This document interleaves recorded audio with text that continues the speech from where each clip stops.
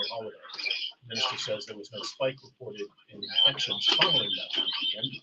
COVID-19 cases did shoot up to about 500 on Thursday. Is it next one? Emergency departments at hospitals were able to cope with the caseload. Done. What do I do for Wi-Fi? It's not UMNO connected. party sat and suspended key members on Friday night at the UMNO Supreme Council I can do a meeting. hotspot. The party president and Malaysian Deputy Prime Minister Zahid Hamidi called it a mass cleansing for saboteurs and those who have shot themselves in the foot. Malaysia's former health minister, Harry Jamaluddin, has been kicked out of UMNO for violating party discipline. Former defense minister Hishamuddin Hussein and a handful of other members have been suspended for 6 years.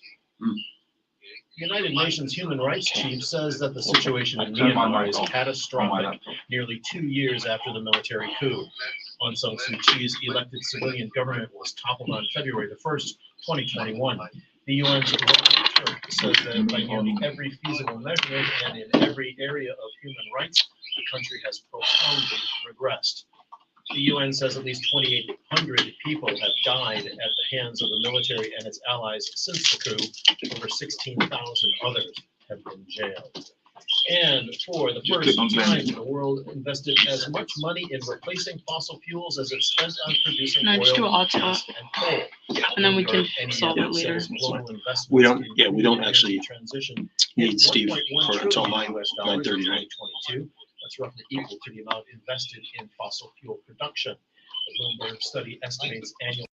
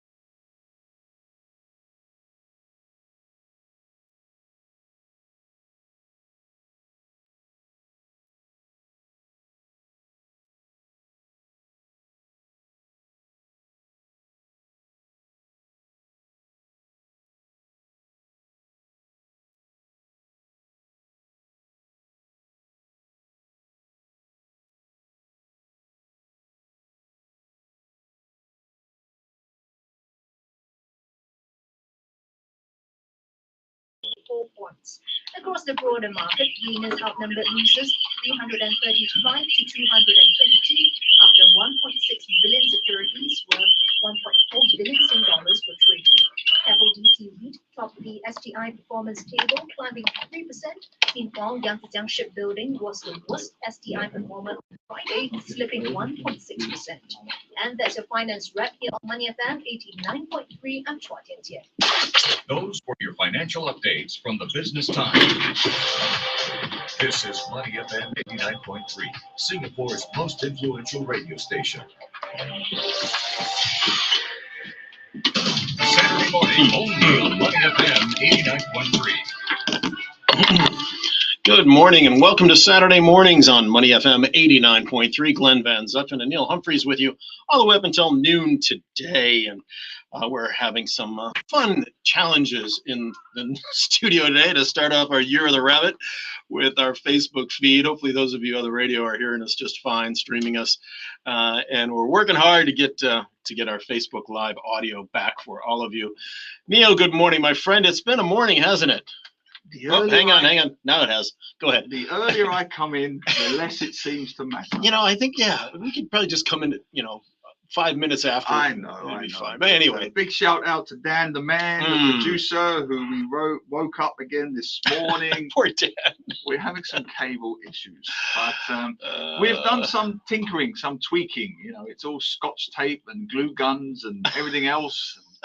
We are playing the audio through Facebook Live now, I believe, and we, of course, are playing the audio. Let's hope so. Yeah, we got to say hi to Aloysius and Chantal, and who else do we got on with us already this morning? Jane Ayers with us. Hi, Jane. And we ran into a lovely fan yesterday. We were Money FM did an outdoor event at the Raffles. In Raffles Place, and they were there all day, and you and I were there in the afternoon, 2 to 4, and a lovely fan came up to say hi to us. She did. Yeah. She was a lovely, sprightly young lady. Yeah. See how I'm doing this? Yes, I do. Because she may be listening. I hope she is listening. She was very interested in murder mysteries. She was. She gave me a very detailed interrogation about the murders in my novels, including one in one particular book where she said she went to the exact location to the bus stop. I wasn't entirely sure if it's a morning show, if the body parts would have ended up where I said they did. So we had a lengthy discussion. It's good that you double checked. I believe her surname was Tay, right? Yes, as I recall.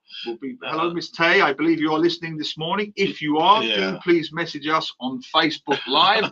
There's a 50-50 chance your message will come through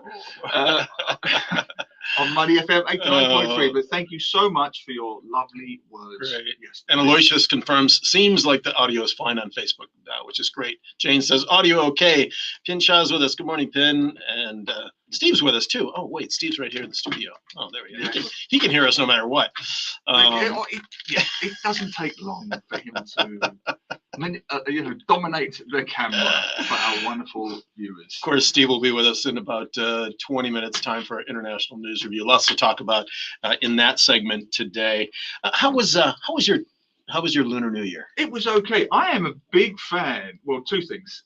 Big fan of New Year because I don't have as many of the visiting pressures that others have. Yeah, right. So I do one or two, and then it's quite a relaxed time for me. I do a bit of reading. I did take my daughter to see her godparents, and before I knew it, our wonderful Papa, the Chinese auntie, was playing mahjong with her in the other room, which was great because it was like a free Chinese tuition session, because the game was played entirely in Mandarin. I haven't made it a New Year's resolution, but I think 2023 is the year I'm going to learn to play mahjong. For fun. Just for fun, of course. Yeah, of course. But it was a great way for my daughter to use her conversational Mandarin, because I could see my friend, her godfather, was switching for her benefit. I said, no, you wouldn't do it if she wasn't here. Don't do it now. I was like Tiger Dad, speak your regular Mandarin and she'll keep up. And she did. So that was great fun. And we had the Chinese tea and the little ceremonies and everything. What about you? Well, I have to say I'm a little bit annoyed with the weather because it was gorgeous the week up till Chinese, the Lunar New Year weekend, and then it just started raining, and it didn't stop raining. It seems like the whole weekend. Yeah. I was looking forward to some nice, weather, get out to East Coast Park and all that. But at one point, anyway. my wife put slippers on because she said our tiled floor was too cold. It was cold, right? I mean, it was still only 23 degrees, so it's all relative. It is all relative. Personally, I loved it, except for the morning I got caught in the storm of storms cycling. But I must do this, and I'm happy to do this. A shout out to the lovely young, I feel even terrible saying this, the lovely young Malay chap at Decathlon at North Shore, where you've been. And the reason I give a shout out is because I'd had my tyres changed and I wasn't entirely happy with the gears afterwards. It was completely my fault because I hadn't cleaned the gears out. They were just full of mud and gook, and which... This is on your new bike? Yes, which can affect, because I've gone out in the storm and everything. So, being a courteous chap, I'm not taking a dripping wet bike into Decathlon. Sure. So I went to the nearby toilets and outside got some paper and wiped it all down the best I could. Carried the bicycle, because I knew the tires were wet, into the store. Then it turns into a comedy show. He lifts up the bike, puts it on that frame thing where it's suspended in the air. Yeah. Turns the pedals around and gets the spray of all sprays directly into his face off the gears. It was like a comedy show. He was covered in sopping wet, dripping water, and I felt terrible. And not only that, his Chinese colleague was beside him. He got a stream all down his back. He turns around and goes, "Hey, don't like me, don't like me, you're going to stop me, is it?" Well, so I've had to apologise to both of them for soaking them. So a big shout out, wonderful guys at Decathlon in North Shore. Well, sorry. Nice guys. But I think they learned a lesson too. When you're taking in somebody's bike and you're checking the gears, maybe don't stand behind. I didn't want to say, but that was kind of my thing. Kind of a standard operating procedure. The gears are clearly wet. If you spin it around, that's all I'm saying. They may be listening, but their efforts were. Now the other thing I was going to say briefly, Chinese New Year. So positives, everyone's in a good mood. However, and I've had this substantiated anecdotally. The traffic and substantiated anecdotally. I like that. That is like that's so me, right? A non-substantiation. I've substantiation. Substantiated it anecdotally with 3 other people. So of course it's representative of the whole of Singapore. Folks listening in radio, if you ever want to make something sound like it's real, just say it's been substantiated anecdotally. I just come up with gems, don't I? Never mind all the Money FM experts. All right, what was your it's hard to say on a Saturday morning. Substantiated. What was your anecdotal substantiation? The driving was terrible over Chinese New Year across the board, everywhere I went. And the reason for this, anecdotally, more weekend drivers because of the number plates, more rentals, people hiring cars that they don't usually drive. And the third is the key. It's been 3+ years for regular visitations. People don't know where they're going. So last minute, cut lane, no signal, go left, go right, cut lane. It was chaos out there. And I've had it substantiated anecdotally by 3 other people. So I know it's true. Do you agree with me? Let me know. Facebook Live, Money FM 89.3. Was the traffic terrible? Or the drive, not so much the traffic, the driving. Because this is where I'll play a little bit of devil's advocate. Please do. And desubstantiate your substantiation. I spoke to 3 people. You didn't talk to me. No, but when I was out, especially on Saturday, Sunday, and even Monday, I found that the amount of cars on the road was greatly reduced. Of course. I thought it would have been a lot. There would have been a lot more people driving, but there actually weren't. So I was pleasantly surprised there. I think it's more where I live. When you exit One Cock Drive from the KPE, it really is the only entry point for Sengkang and then Pongal behind. So if you're not familiar with that area, basically it was outside my house. It was outside my house, and there was a lot of crisscrossing. But no, I do agree that generally the traffic was substantially, anecdotally lower, reduced. Now, first of all, we've got to say Jane and Chantal on Facebook Live are agreeing on the coolness. They had to have blankets on. But did they like it? Oh, sleeping weather. My wife hasn't taken the blanket off. On the sofa for the last few days. It's been great from the carbon footprint stand on. point. Yeah, because the turning off the air aircon has cons, never really been on. opening the doors, and Fantastic. yeah, it's been nice. Fantastic. It's been nice. Hello to Rob joining us from Vancouver. Hey, Bram, how you doing, buddy? Good to hear you today. See you today, as always. Okay, so this week we've come into the year of the rabbit, and I'm a water rabbit. I won't tell you which year. I could be either really, really young or fairly old. It's not supposed to be a good year for me. Why is this? From what I've heard and what I've read in the newspaper, right? It's supposed to be kind of the water rabbit year is not supposed to be a very auspicious one. So you are a rabbit. Yeah, I'm a water rabbit. In years of 12. So what? You're 72. I'm 72 there you years go, old. 72 years old. See how quick my math Gotta was. say, I'm looking pretty good for 72. 72. You're looking exceptional. But I feel like I feel like I'm ready to not worry about that and just move ahead. Just move ahead. I think hop along. Hop along. I say hop forward. You see, just hop and jump and all that nonsense. Yes, I'm a tiger, whatever that means. So I don't pay a lot of attention to these things. I've got to be honest. It's just good fun. A bit of fun. It's just good fun. Well, this morning might have suggested your horoscopes were correct. Well, that's why I was saying it, because we were having such issues in the studio with some of our technology this morning. Anyway, cable, the elusive cable. We're all good.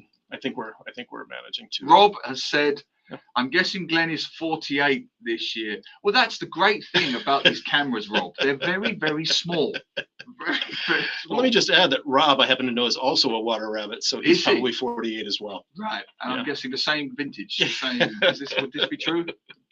Anyway, what else have you been noticing around town? Anything up in Malaysia, had it in the news this morning, big cleanup in the UMNO party. And I think maybe in the next week or two, we'll get our good friend Niall on from Asia One to talk about that, as he covers Malaysian politics. They, kicked out a bunch of guys, put them on delay for 6 years. I mean, another tumultuous time in Malaysian politics, looks like. So when is it not? I mean, it's been a tumultuous week in many ways. Situations in Israel this morning, with India, which we will talk about, the rise of some very extreme nationalism, populism, politics in India is not looking too good, and not really getting enough international media coverage, which of course we will fix shortly with Steve Okid. So you've got that. The tanks are slowly rolling into Ukraine. Yeah.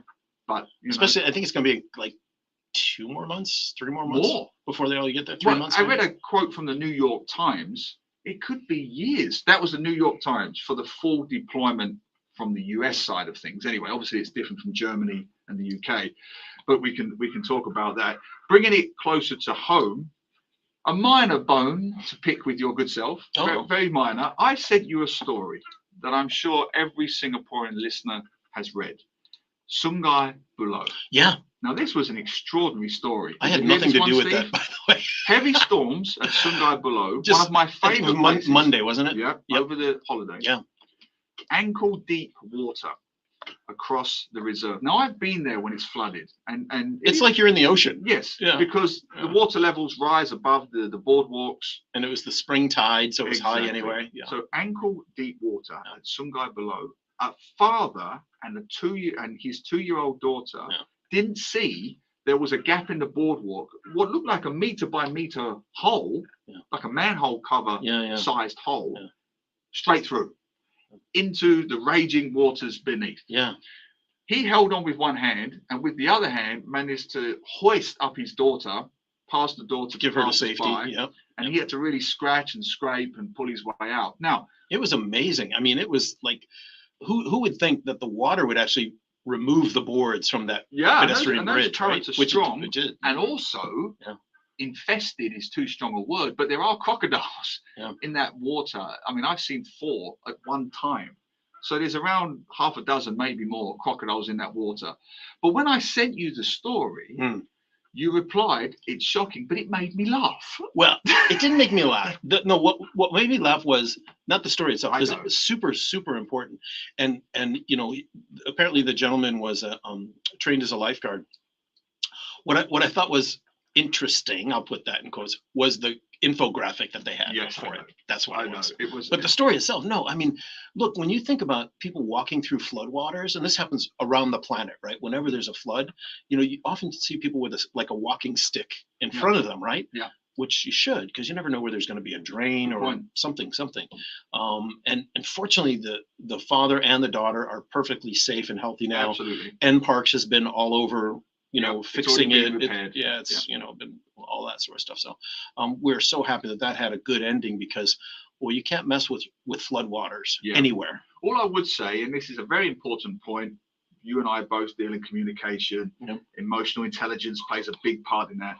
After the incident, the guy, it's in the story on the Straits Times website and elsewhere, he did the right thing. He called the number that was there. Right. He couldn't get through to anybody. It was public holiday. Yeah. So he called the emergency number, because it was the only number he could think of. I think it's a Civil Defence Force number. 915. 995. Sure. Correct me if I'm wrong. He said he did. Yeah. Yeah, but he called an emergency number, and they said, this is not an emergency. You need to call the relevant department agency to address it. Right. But they didn't tell him what it was. And this was a public holiday. Yeah. I agree it's not an emergency per se, but he's just trying to do the right thing here. This was after he extracted this himself. Is a gaping hole above raging waters with crocodiles below. It is allegedly, anecdotally, substantially, right? It is kind of an emergency, and it needed to be dealt with quickly. So that's when you need a little bit of EQ. Okay, it's not an emergency, but you need this number. I'm going to put you straight through. That kind of thing. Well, and to their credit, he called a little bit later, and he did get the NParks person that was on site. He did. But apparently there was only one NParks person. Yes. In all of Sungei below, the tourist center was closed and everything. Yeah, that I found a tad surprising. I mean, I'm a huge advocate, supporter of NParks. We have them on the show. But Sungei below, as you say, public holidays, very, very busy over public holidays. Nobody wants to work a holiday. You and I have worked holiday jobs as journalists and things over the years, and it's not fun.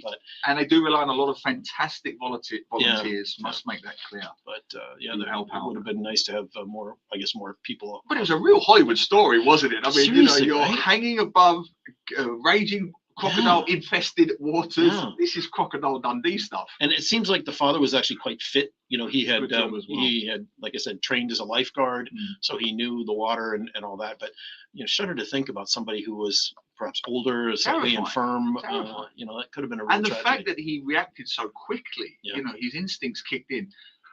The tendency to panic, and the second you panic, you're underwater. Then you're in real difficulty. Yeah. The fact that he had the peace of mind, the quickness of thought to grab onto the concrete, find a footing on the concrete bolster girder below, pillar, that made all the difference. And to get because you had to be fast, he had to get his daughter up within seconds. Great job with a happy ending. Yep, really glad to see that. Otherwise, the rest of I think the week it's been kind of a weird week, right? Because everyone got back to work on Wednesday, and yet nobody was really in a working mood. I guess that. Yeah. And yet there was stuff had to be done, and then Thursday, Friday, and done. The week's done. Yeah, it is a strange week when it falls this way. I think a lot of people took the whole week off. Yeah, of course they did. Yeah. And work from home. If they were in a position to work from home, they did. Traffic was about 50-60% of what it normally would be on that Thursday and Friday, I would say. You can see it around town as well. So we're working, but we're half working. We're still. I think Monday is when it will kick in. So Monday, if you're planning to take a Grab or a taxi to work in the morning, you better order it early, because I think there's going to be a rush. I'm already people getting. I'm going to a school at 7 o'clock in the morning, so I'm already concerned about it. I might pre-book the night before. I'm not having heart attacks over that. Not again. Anecdotally, I've heard substantially. If you could get that substantiated by 3 or more people. At least 3. I think for the purposes of journalism, at least 3, and you're covered. Oh, goodness. We have an amazing show, as always, I have to say, coming up. Steve Oken's going to be with us in a few minutes. We're going to be talking about the tanks going to Ukraine. There he is, if you're on Facebook Live, jumping in. Been on camera for at least 5 minutes. Yeah. We're going to talk about Ukraine. We're talking about the onion shortage and the price of onions in the Philippines. Crazy, right? Well, reading the stories, I've learned a lot about Filipino cuisine. I won't pretend to be an expert, but I've now discovered they tend to use onions in just about everything. I didn't know that either. No, so it's a massive story. Smuggling. People have been smuggling onions into the country. Suitcases of onions coming into the country. It's their liquid gold, or their physical gold at the moment. Interesting. Also going to revisit a topic with our friends in Myanmar. The opium production has increased over the past couple of years since the military coup. We talked about it in the news review this morning. You can hear that again at the top of the hour. And the human rights issues. But now opium is off the charts, the production there, which is bad, of course, not only for Myanmar, but bad for the region and what that means for drug, the drug scene around ASEAN. So we'll talk about that with Steve as well. Yeah, so there's a lot to talk about. Okay, as we get into our 10 o'clock hour. Our old friend, Laura Holdsworth, Can't booking.com. Now, this is very, very important. I've been booking a few flights myself this week. Sticker shock. Yes, indeed. It's happening. Travel's back in a big way, and we'll be looking at the latest trends both in and out of Singapore. It'll be fascinating. Yeah, we're hoping Laura should be able to give us some insight, not only on what happened in the last quarter of last year, we know it was madness, but now coming into this first part of the year, maybe some hacks, maybe some things we can do to try to alleviate some of the travel pain that's going to be on the books for all of us who want to travel this year. Well, on a side note, I went into the Singapore Airlines office this week at ION just to ask a few things because my daughter needs her passport changed through this year. And I asked them, like looking ahead to Christmas and that period, I said that the prices haven't really been set yet. That you can see the flights are available, but they're all one fixed price. I said, is there a chance that they may fluctuate? She said, yes, they'll only go up. They'll only go up, yes, because they release them in blocks and you get the first tier of pricing, then the next tier of pricing.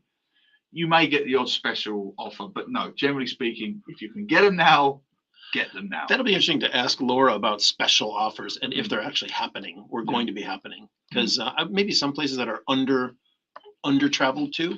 Well, that's the key. The to woman get people said back, that. right? That's the key because this flight, of course, that I'm looking at is Singapore-London. It will always sell out every day of the week and twice on Sunday. So they don't need special offers for that particular route. Have you ever gotten a refund when you booked a ticket and then later on the price came down? Oh, of course. Have I ever? No, of course not. Have you, anecdotally? I can confirm that has never happened to me. But they do have a tendency to get in touch if you need to pay more money. Yes. Have you noticed Yes. that? Oh, yeah. They're very good. They're very good about those calls. And what? Very, very good. Having like when you sign up for a subscription. Yeah. They can't do enough for you. A TV package or something package, blah, blah, blah. When you need to change something or downsize the package, you can't get them. It's like finding the Scarlet Pimpernel. Having said that, there were last year, I had to take a few flights to the US last year for various reasons. And a number of times I had issues with my flights. And every time I contacted Singapore Airlines, they were amazingly helpful. Unlike a certain discount airline that's related to Singapore Airlines, I've had issues with my flights and them, and forget it. You're no chance of getting any relief. I know exactly what you're any saying. help whatsoever. I'll just say yes and yes. So I guess you Yes get and yes. you get what you pay for. Okay. In about an hour from now, we're going to have Lim Tit Meng, our old friend from the Science Center, the chief executive of the Science Center board. Now, this is genuinely exciting because we've had him on the show in the past talking about their latest exhibitions, but this is the big one. In 2027, it's going to be part of the new Jurong Lake District. This is not just a makeover, this is a rebuilding. I've seen the plans. Yeah, new building, I've seen the plans for the Science Center.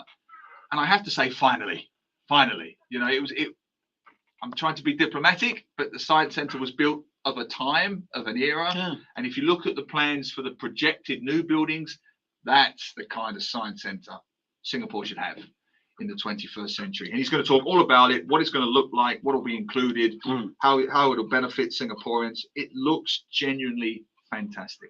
Really does. Can't wait. I was talking to some friends over the weekend and they were saying, okay, so what's going to happen to the old Science Center? Because it's really quite, and I think the word is overused, I'll say special. Some people would say iconic. I think that might be pushing it a little bit too much, but it is that building, the current Science Center is this very unique kind of built in the 60s, I believe, architecture that was looking forward to the future. And, they film movies there and all this kind of stuff when they need a futuristic looking thing. It's that very concrete, heavy, the brutalism architecture of the late 60s and 70s. Very popular in the UK and the US. Yeah. They filmed some of the Planet of the Apes movies around that LA brutalist architecture, which looked cutting edge then, but look very dated now, surprisingly. A lot of it's been knocked down. It's weird because brutalist architecture, there's some of it in Singapore. A lot of it's been knocked down because it looks awful. But from a historical particularly social perspective, it has real relevance. So there's that constant battle: do we save it? Do we knock it down? I think Golden Mile Complex is in that, right? It would be in that ballpark. And Yeah, Pearl Center. yeah. I think those were all part of that era. But I genuinely don't know, and I'm not going to look. I'm going to wait for Tip Meng to tell us. Yeah, what we the have plans to are. ask him about that. Let's see what's going to happen to the building. Yep. 11 o'clock hour, Grant Bosnick is going to be with us. Grant is someone I've known for a number of years now, an author, a coach, talking about self-leadership and how we can change self-leadership styles to be more effective. So I think that hopefully will be something to be interesting to our listeners. Absolutely. Viewers. Absolutely. So, good to have you on. Again, all of you on Facebook Live, thanks for being with us. On our audio app, thank you for that. On the regular old radio, Athanasios is with us again. Thanks, Athanasios. Jane Iyer says lots of inquiries for Jane's tours already this year. Yeah, we seem to be having a debate with the gentleman beside me and Rob in Australia about eggs. Who says we don't have highbrow conversations here? It's a back and forth about the price of eggs. So we'll let y'all get on Facebook Live and have a look at that reply. Anecdotally, we have two people saying that the price of eggs is up. All right, Mrs. Tay, if you are on, we met you yesterday at the Money FM outside event. Great to have you with us listening. Place. Good to see you. And we are going to be right back with Steve Oken, our international news review, after a quick music break. Thanks for joining us here on Saturday mornings. Glenn and Neil with you up until noon today. Stay with us.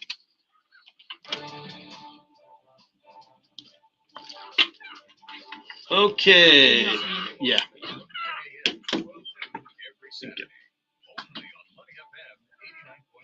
And then you'll take us off. You got to take us off the stream, right? All right, where do you want me?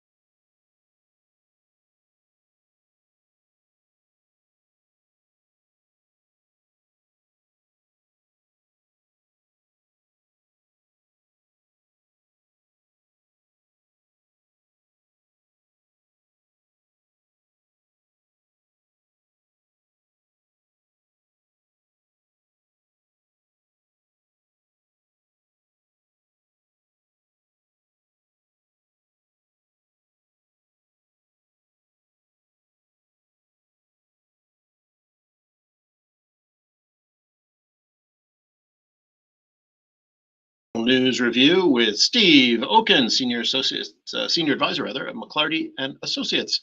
Steve, great to have you with us again. Good morning. And let me just say, I see the year of the rabbit starts is the year of the tiger ended for the Saturday morning show. Anecdotally, I should add. It's true that we should have realized that. I'm passing the baton to you. I'm a tiger. You Thanks. are a rabbit.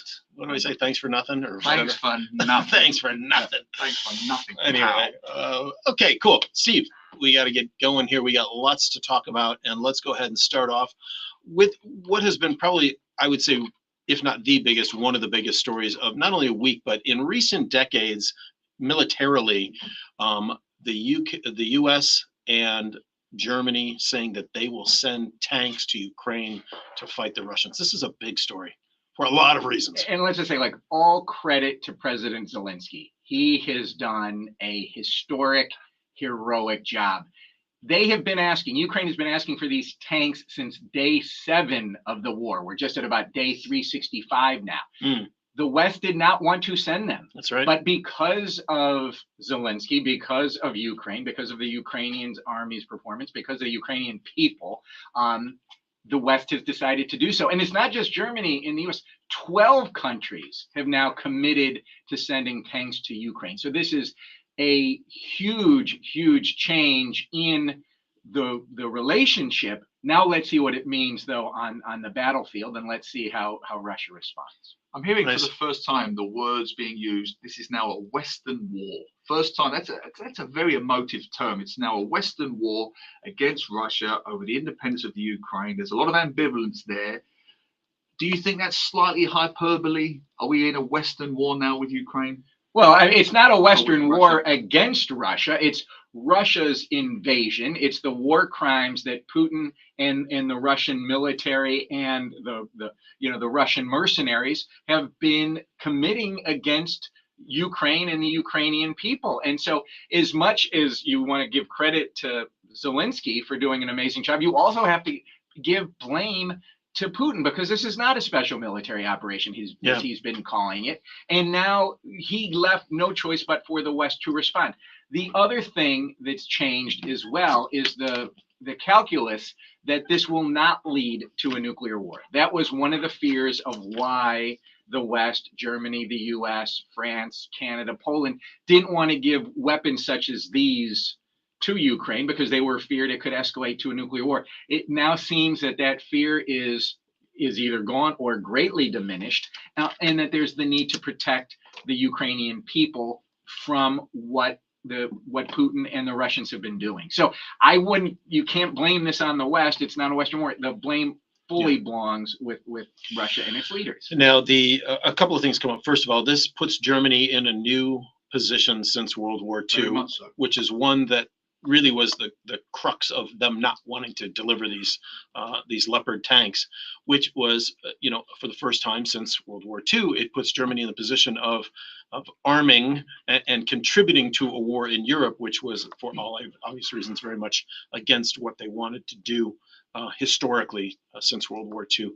Politically, historically, how do you read Germany's current stance on this? Well, I mean, it took them a while, but it became clear, and Germany said, we'll do this, but we're not going in alone. We need others to join us. And when the US committed to sending its tanks, and then all of a sudden the Canadians are the 12th country now that have said they'll send their tanks there, that it's not Germany replaying 1939. Right. This is very different. And so I think that this is something that has really backfired on Putin. This has brought the West together. It has brought NATO together. It's given NATO more meaning to exist. It's brought in potentially new members to NATO. All of these things, why Putin said he went into Ukraine, it's now been a self-fulfilling prophecy. So I don't think there's any analogy you want to make back to 1930s, 1940s Germany. This is Germany being part of a unified effort. They had to go first because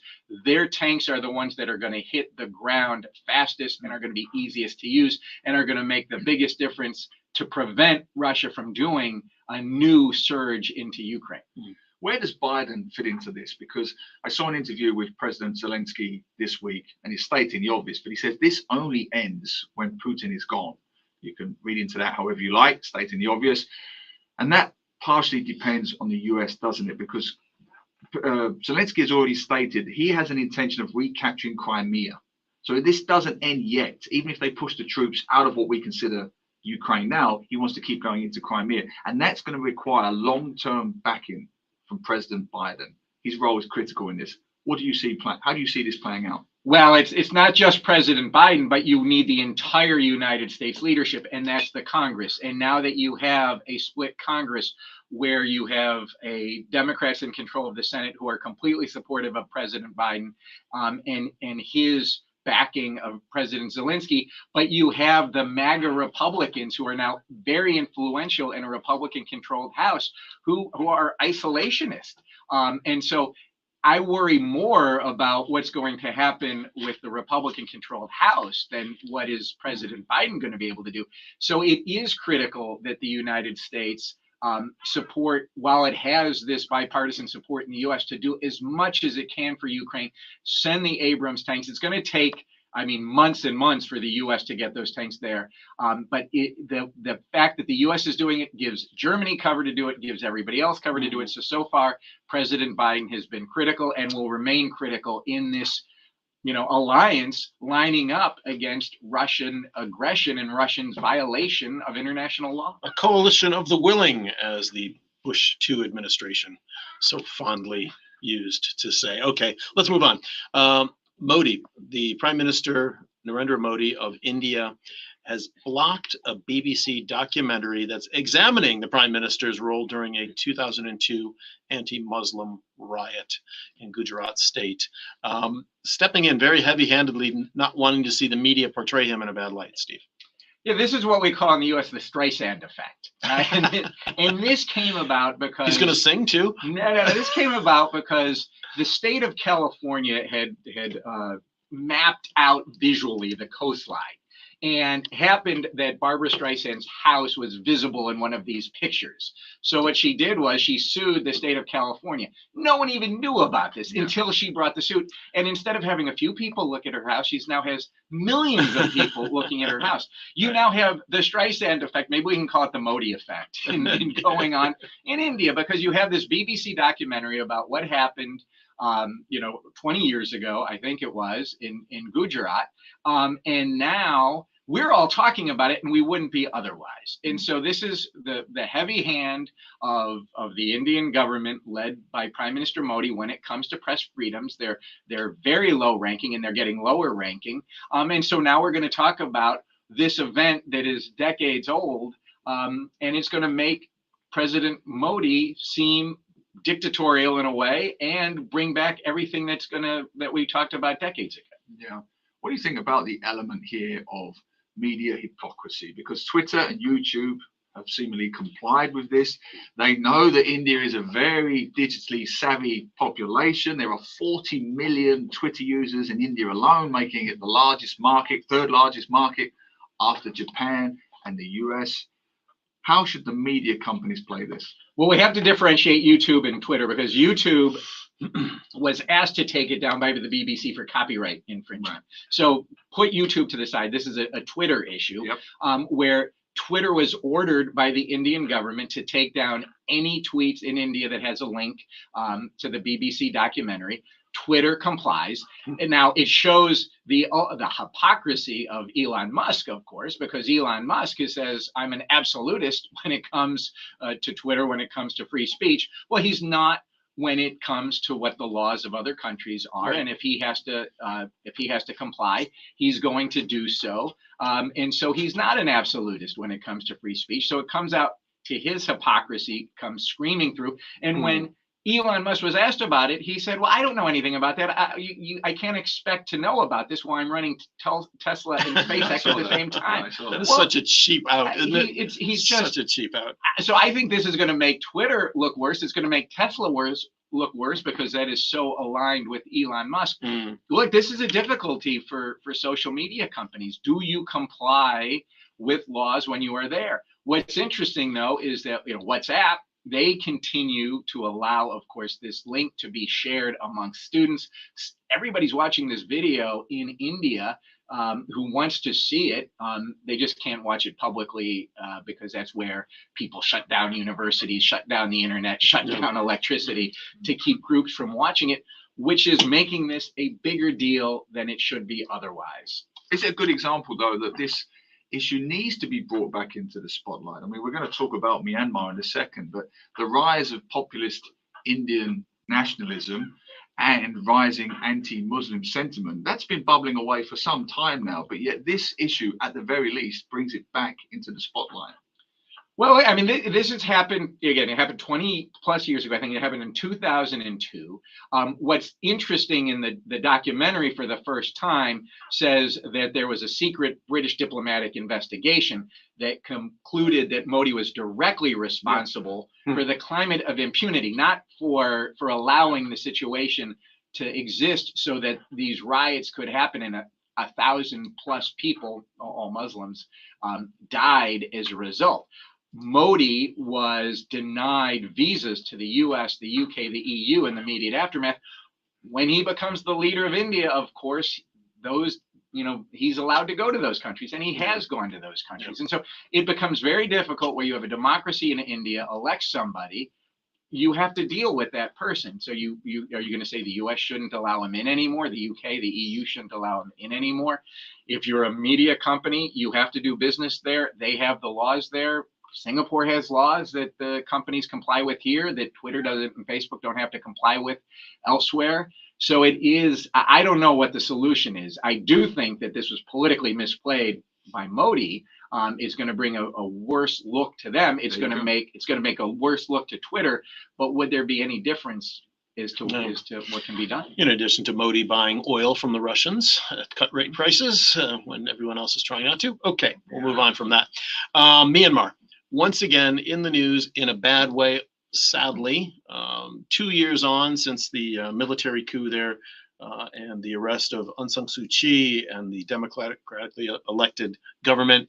Now reports come out that the production of opium is increased sharply in Myanmar, rising to a 9-year high, according to the UN.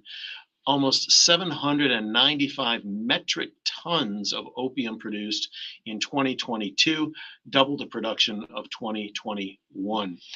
This can only be bad for the people inside Myanmar, for people around the region, around the world, for the opium trade. I mean, I guess it's good in quotes for the opium trade, but it's going to be so devastating for people's lives. And look, I don't think this is going to be a wake-up call for ASEAN, because ASEAN has been, as an entity, as a governmental entity, has been absolutely useless in dealing with Myanmar in terms of making any difference. And Glenn, as you point out, where is all of this heroin going to go? The heroin's going to go to be used in Vietnam. It's going to be used in Thailand. It's going to be used in China, let alone in other parts of the world.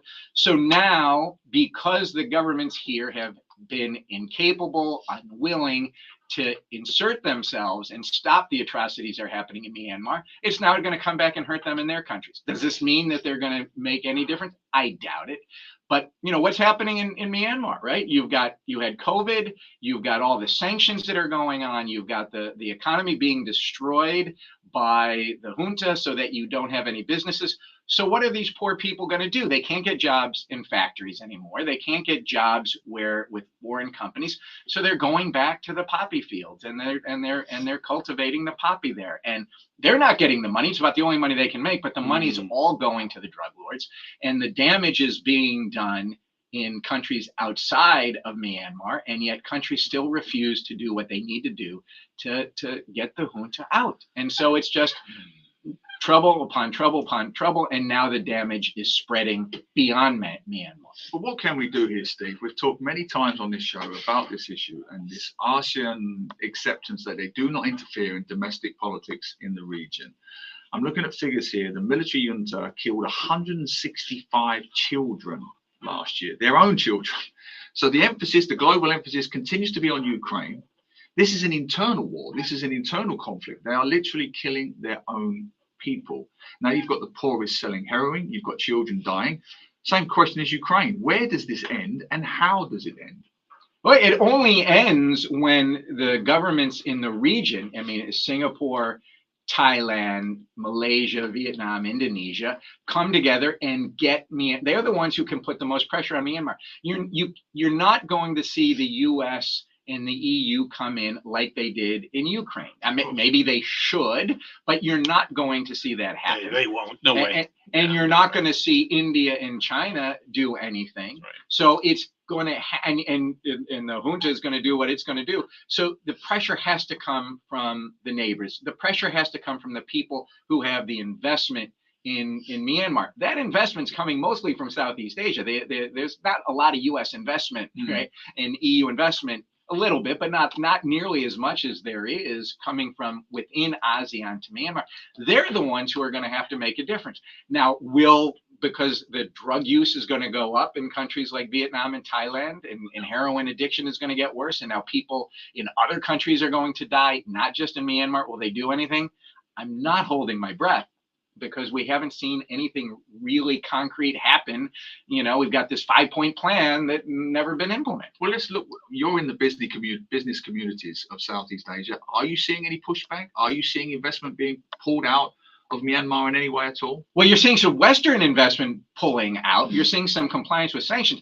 That's part of what's causing the problem, right? Because now that you don't have the Western investment, you don't have other foreign investment into Myanmar, you don't have these good companies that have better wages, and that's what's driving the people into the poppy fields, and why you've got this 9-year high in terms of opium production, in addition to a lack of any really good government in Myanmar as well. So no, I mean you are seeing it. That's the issue. Yeah. All right, Steve. Thanks. We'll hope that we hear a positive statement coming out about ASEAN going to do something about this in the very near future. But any day now. Don't hold your breath. Okay. Onions, staple ingredient in Filipino cuisine, has become a symbol of rising inflation, cost of living there. Inflation hitting a 14-year high in the Philippines last month. President Ferdinand Marcos Jr., also the Agriculture Secretary, calling the rising food prices an emergency situation. The pricing is off the charts for a staple of cooking and food in the Philippines. And this isn't just isolated to the Philippines. In the Philippines, it's about onions. Why? Because you've had the typhoons there that have wiped out crops. You've got a global fuel crisis. You've got inflation. You've got all types of supply chain issues. So onions have now become a luxury item in the Philippines. Figure that one out. Yeah. The price of onions is $12.8 I think US dollars per kilo, which is 3 times the price of chicken. And so when you've got such a surge, people are going to be complaining. People are going to be smuggling. Look, you've got the same thing happening to a lesser degree in the United States when it comes to eggs, because you've got an avian flu crisis in the U.S., and you've got inflation, and you've got supply chain issues, and you've got fuel costs. So now eggs are being smuggled from Mexico into the United States. Onions are being smuggled from Thailand into the Philippines. And it's a real issue for governments, and they're going to have to address it. But there's not one simple solution, right? Because it's climate change, and it's the pandemic, and it's the Russian invasion of Ukraine. And we talked about this a few months ago, I think, where there's this word polycrisis, remember? And so you've got these individual crises, pandemic, war, climate, and when they all bump up against one another, onions become a luxury good. That's what's happened. Yeah, which I subsequently wrote a column about. I stole the word polycrisis, so thank you for that, Steve. I stole it first. Yeah, I know. We're all stealers. The great artists steal. Speaking of great artists stealing, Vladimir Lenin said, didn't he, of course, famously, any society is only 3 missed meals away from chaos. Yeah. We're going to see more of this, aren't we? As we move away from globalization, we try to move towards greater self-sufficiency. You're seeing it here in Singapore. As you said quite rightly, the pandemic was a wake-up call. So was Ukraine. Are we going to see more of these food crises moving forward? Food riots can get to be a real issue. It's going to lead to migration crisis, which is going to lead to even greater nationalism and populism that we see. Like the Philippines is a food insecure country.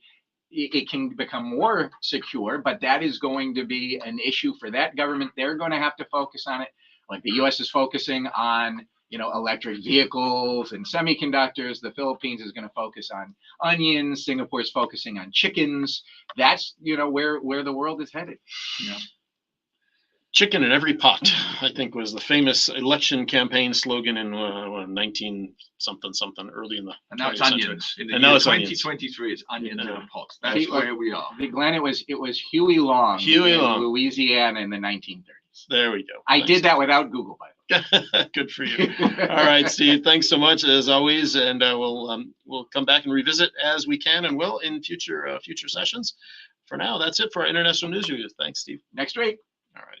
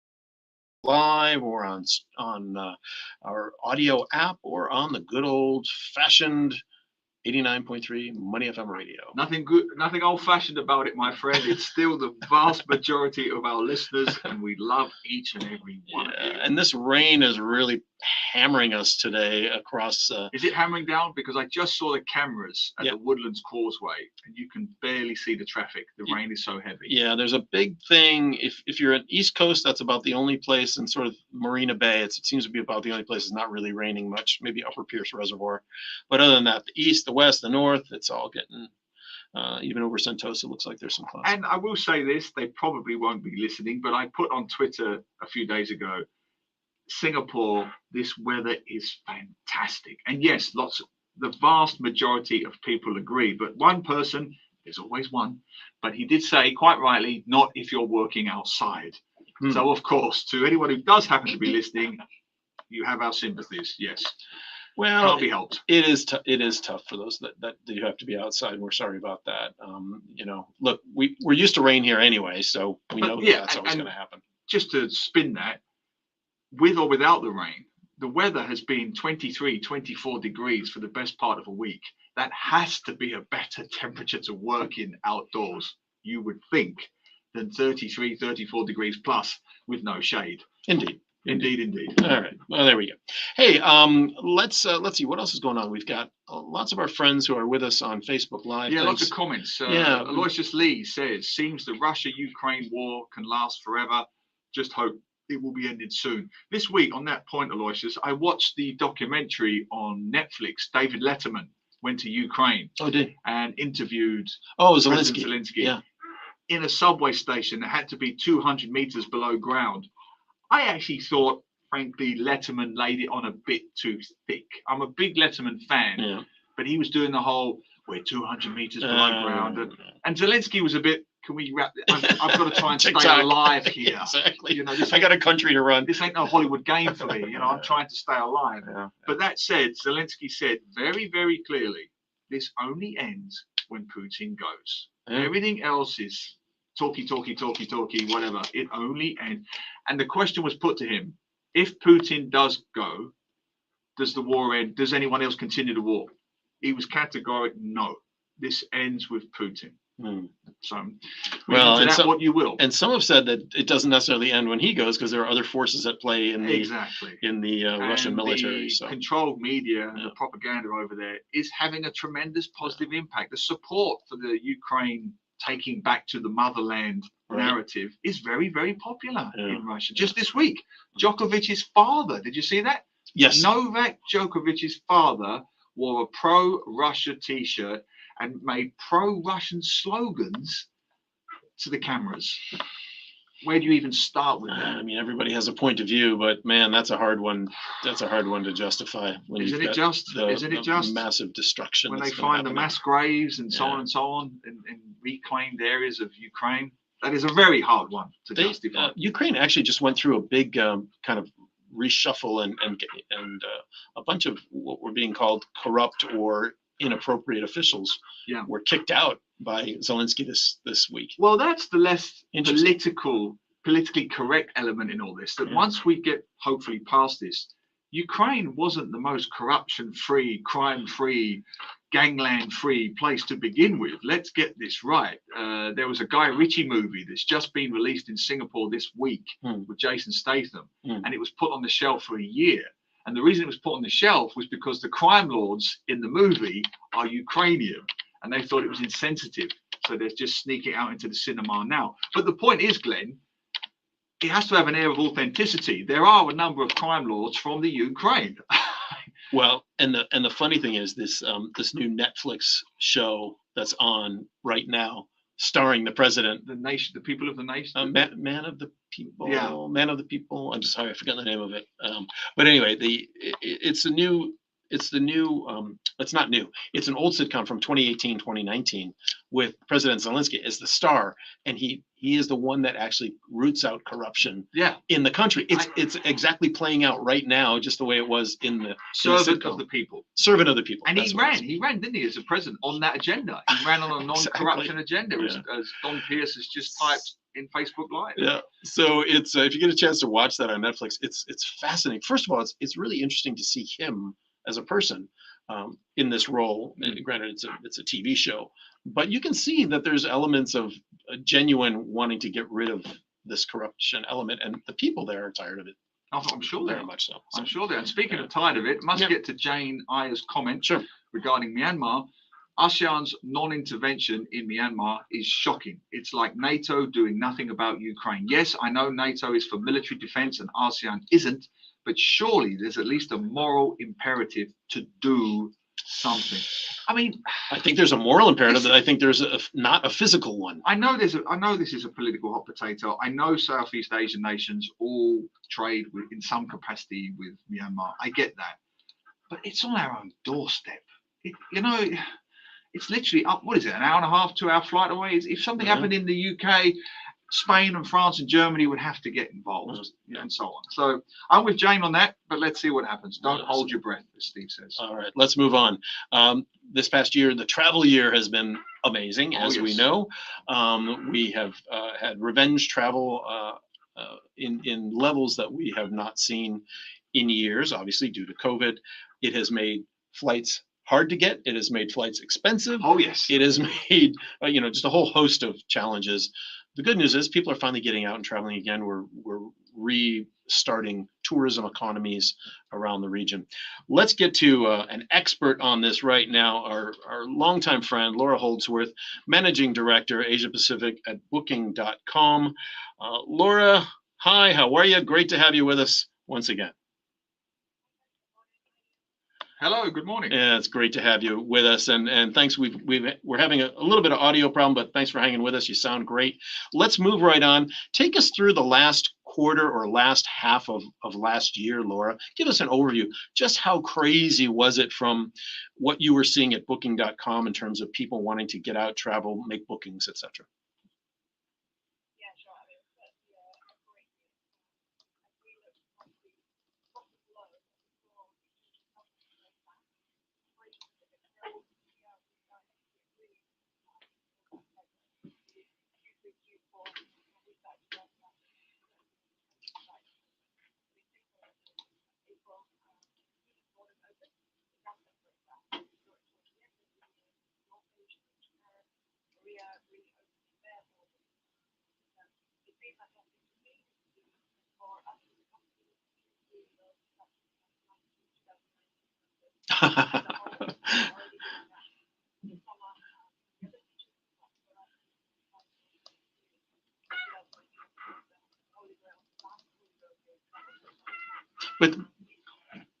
But there were problems too. I mean, the lack of flights people wanted, or overcrowding, or pricing of flights went through the roof. Obviously, supply demand. What were your travelers telling you about that? Were they expressing any of these complaints to Booking.com? I mean, it's not your fault. You're just the vehicle to get people places and do things. But what were they saying to you?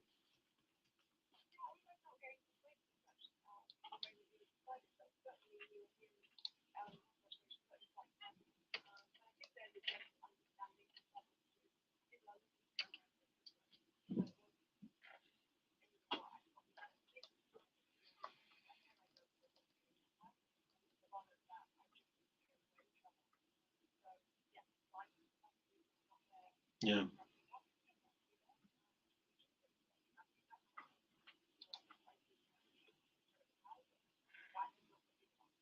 Yeah. And Laura, just anecdotally, my favorite word this morning, I have noticed that there is a slight shift now from the short haul, less risky flights post-pandemic to people flying further. You mentioned Japan, South Korea, Europe, North America. Are you seeing that, this subtle shift away from the short haul to the long haul?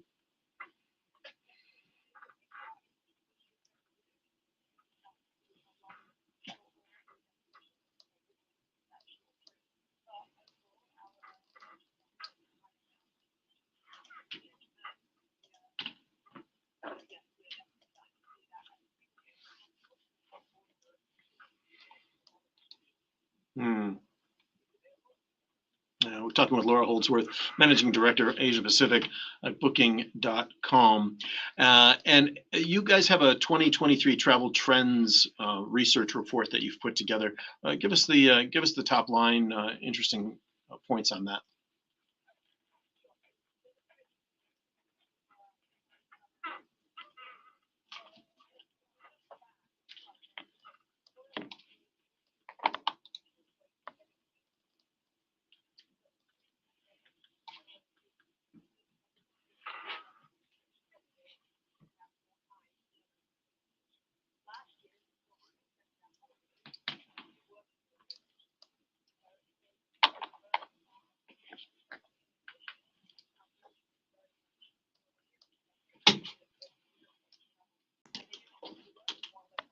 Hmm.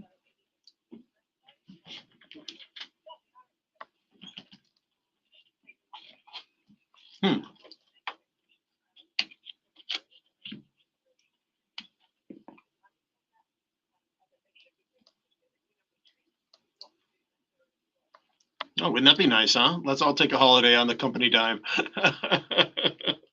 Hmm. Hmm.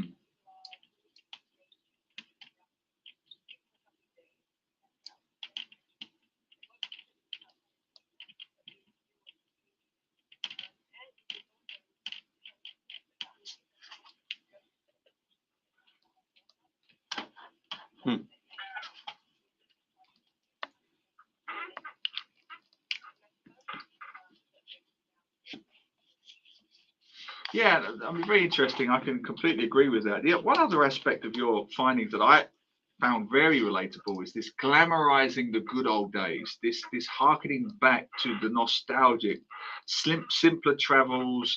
Tell us a little bit about that, because I completely relate to that one.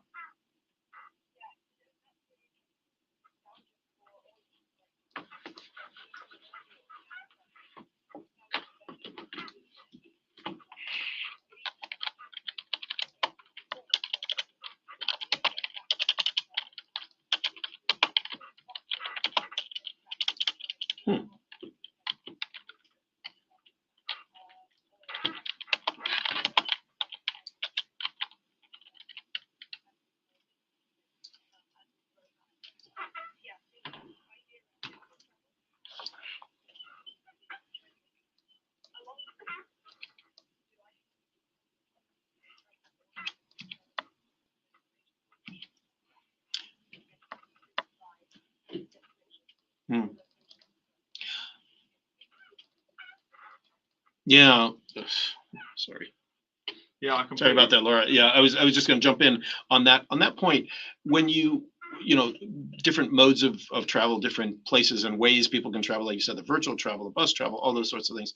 When people are now kind of jumping in on booking for the year, are there tips, are there hacks that you're giving at Booking.com to try to, I don't know, mitigate some of the challenges that they're having? For example, the high costs. Is there anything that can be done about the high or the rising costs of flights or whatever? Is booking in groups easier? For example, we all know low cost, discount airlines versus premium airlines and all that. But are there any other hacks that you can recommend for folks to make their planning for this year a little bit easier, maybe a little bit less expensive, or flow freely?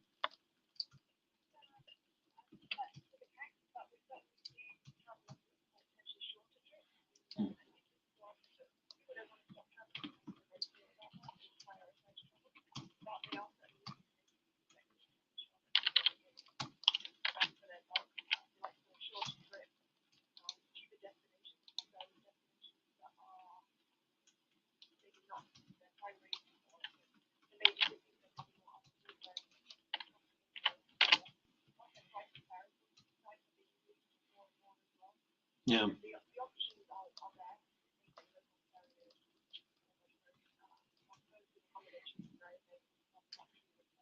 Hmm.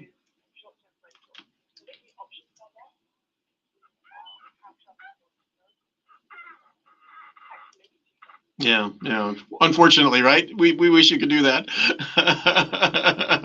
But One thing I have noticed, that it ties in with a point you've also talked about, this saving to splurge phenomenon that you can maybe elaborate on. And I'm doing something similar where, even though it's early 2023, I'm pretty much planning out my holidays for the entire year now.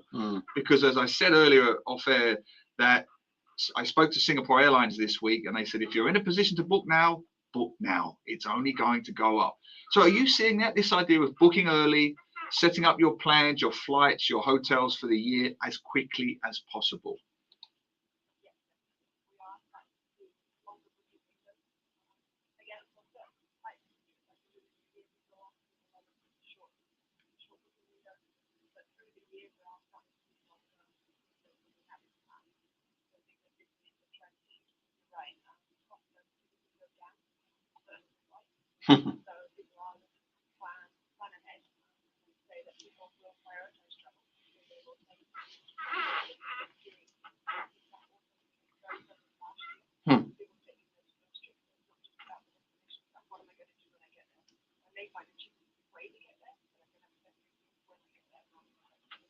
How about, we know the flights and some of the transport elements are sky high, but are the hotels and the things and the experiences that you mentioned on the other end, are they a little bit more reasonable because they're trying to encourage people back? Are we seeing deals on that side of the travel ledger?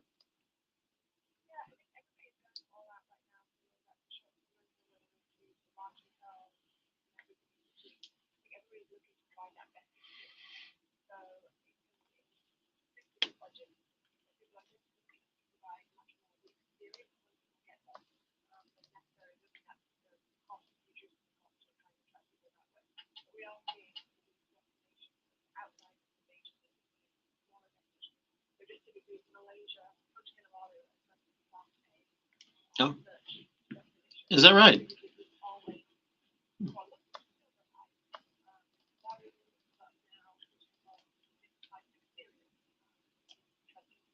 That's fascinating. Yeah. And are you seeing that not just for, say, young folks, but families, that kind of thing? Because I also, again, anecdotally, families wanting to do the skiing, families wanting to see the snow, things that they've never seen or done before. So that trend really does seem to be developing post-pandemic.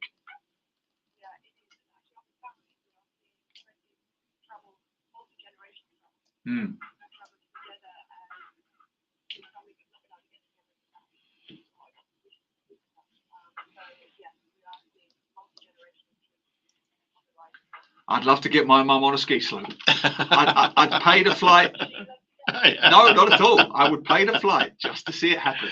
So you mentioned KK, Kota Kinabalu, but what are some of the other hot searches that you're seeing right now across ASEAN, for example?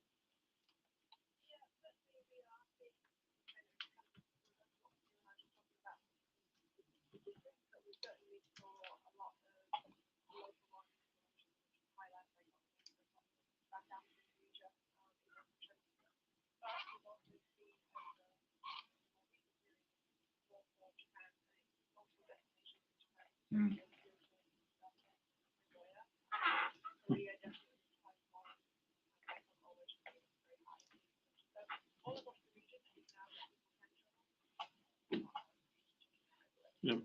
And from a larger kind of macro perspective, have you been in touch with the airlines to chat with them and find out when they're expecting to be back up to pre-pandemic levels in terms of service, aircraft staffing, that sort of thing? Do you have any?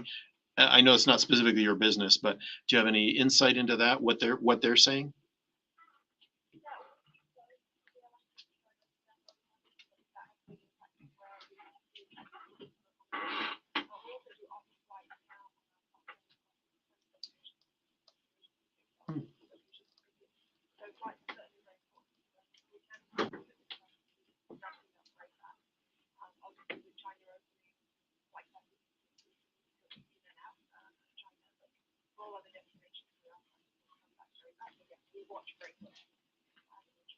Brilliant. And just to wrap it up, Laura, for our folks and families listening, you mentioned multi-generational families. They'll be listening right now. What would be the one tip you would give them based on your recent research and analysis?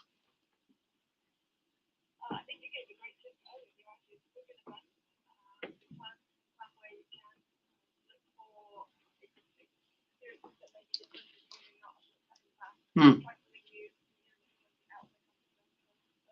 There you go. You hear that, Mum? We're going skiing. And Neil will be bungee jumping for us on live on Of camera course, this year. from New Zealand. All yes. right, there we go. Laura, thanks so much for joining us today. Laura Holdsworth, Managing Director, Asia Pacific Booking.com. And those of you joining us on Facebook Live, if you couldn't get all the audio, you can absolutely listen to our podcast of Laura, and that will be ready in the next 24 to 48 hours or so. And we look forward to having you on again soon. Oh, one last thing I just want to ask you about. You just had an amazing trip to yourself. Can you tell us about it? Do you want to tell us about it?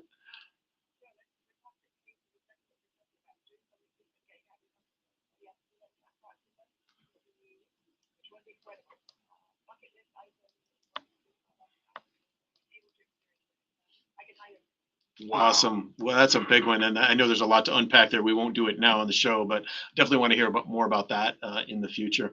Laura, thanks again for being with us. Appreciate your time today. All right, take care. Brilliant. Bye-bye.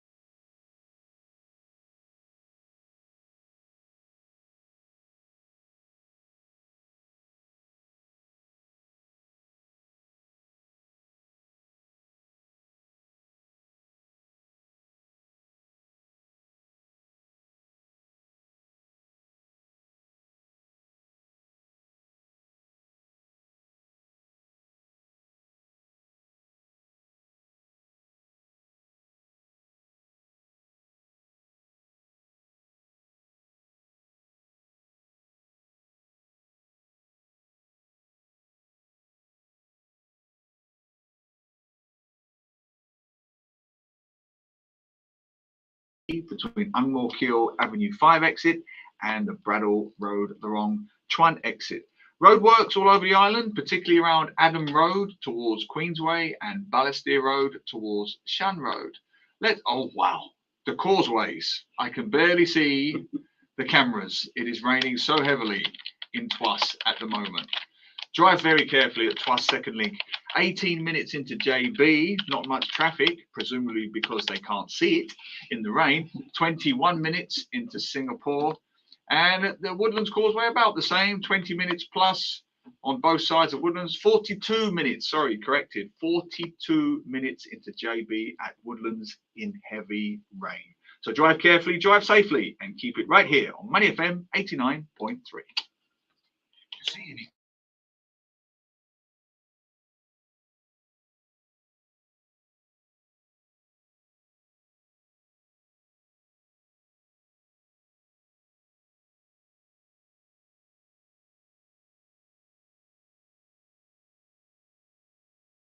All right, here we go. Singapore Homebrew on Money FM 89.3. Welcome back to Saturday mornings here on Money FM.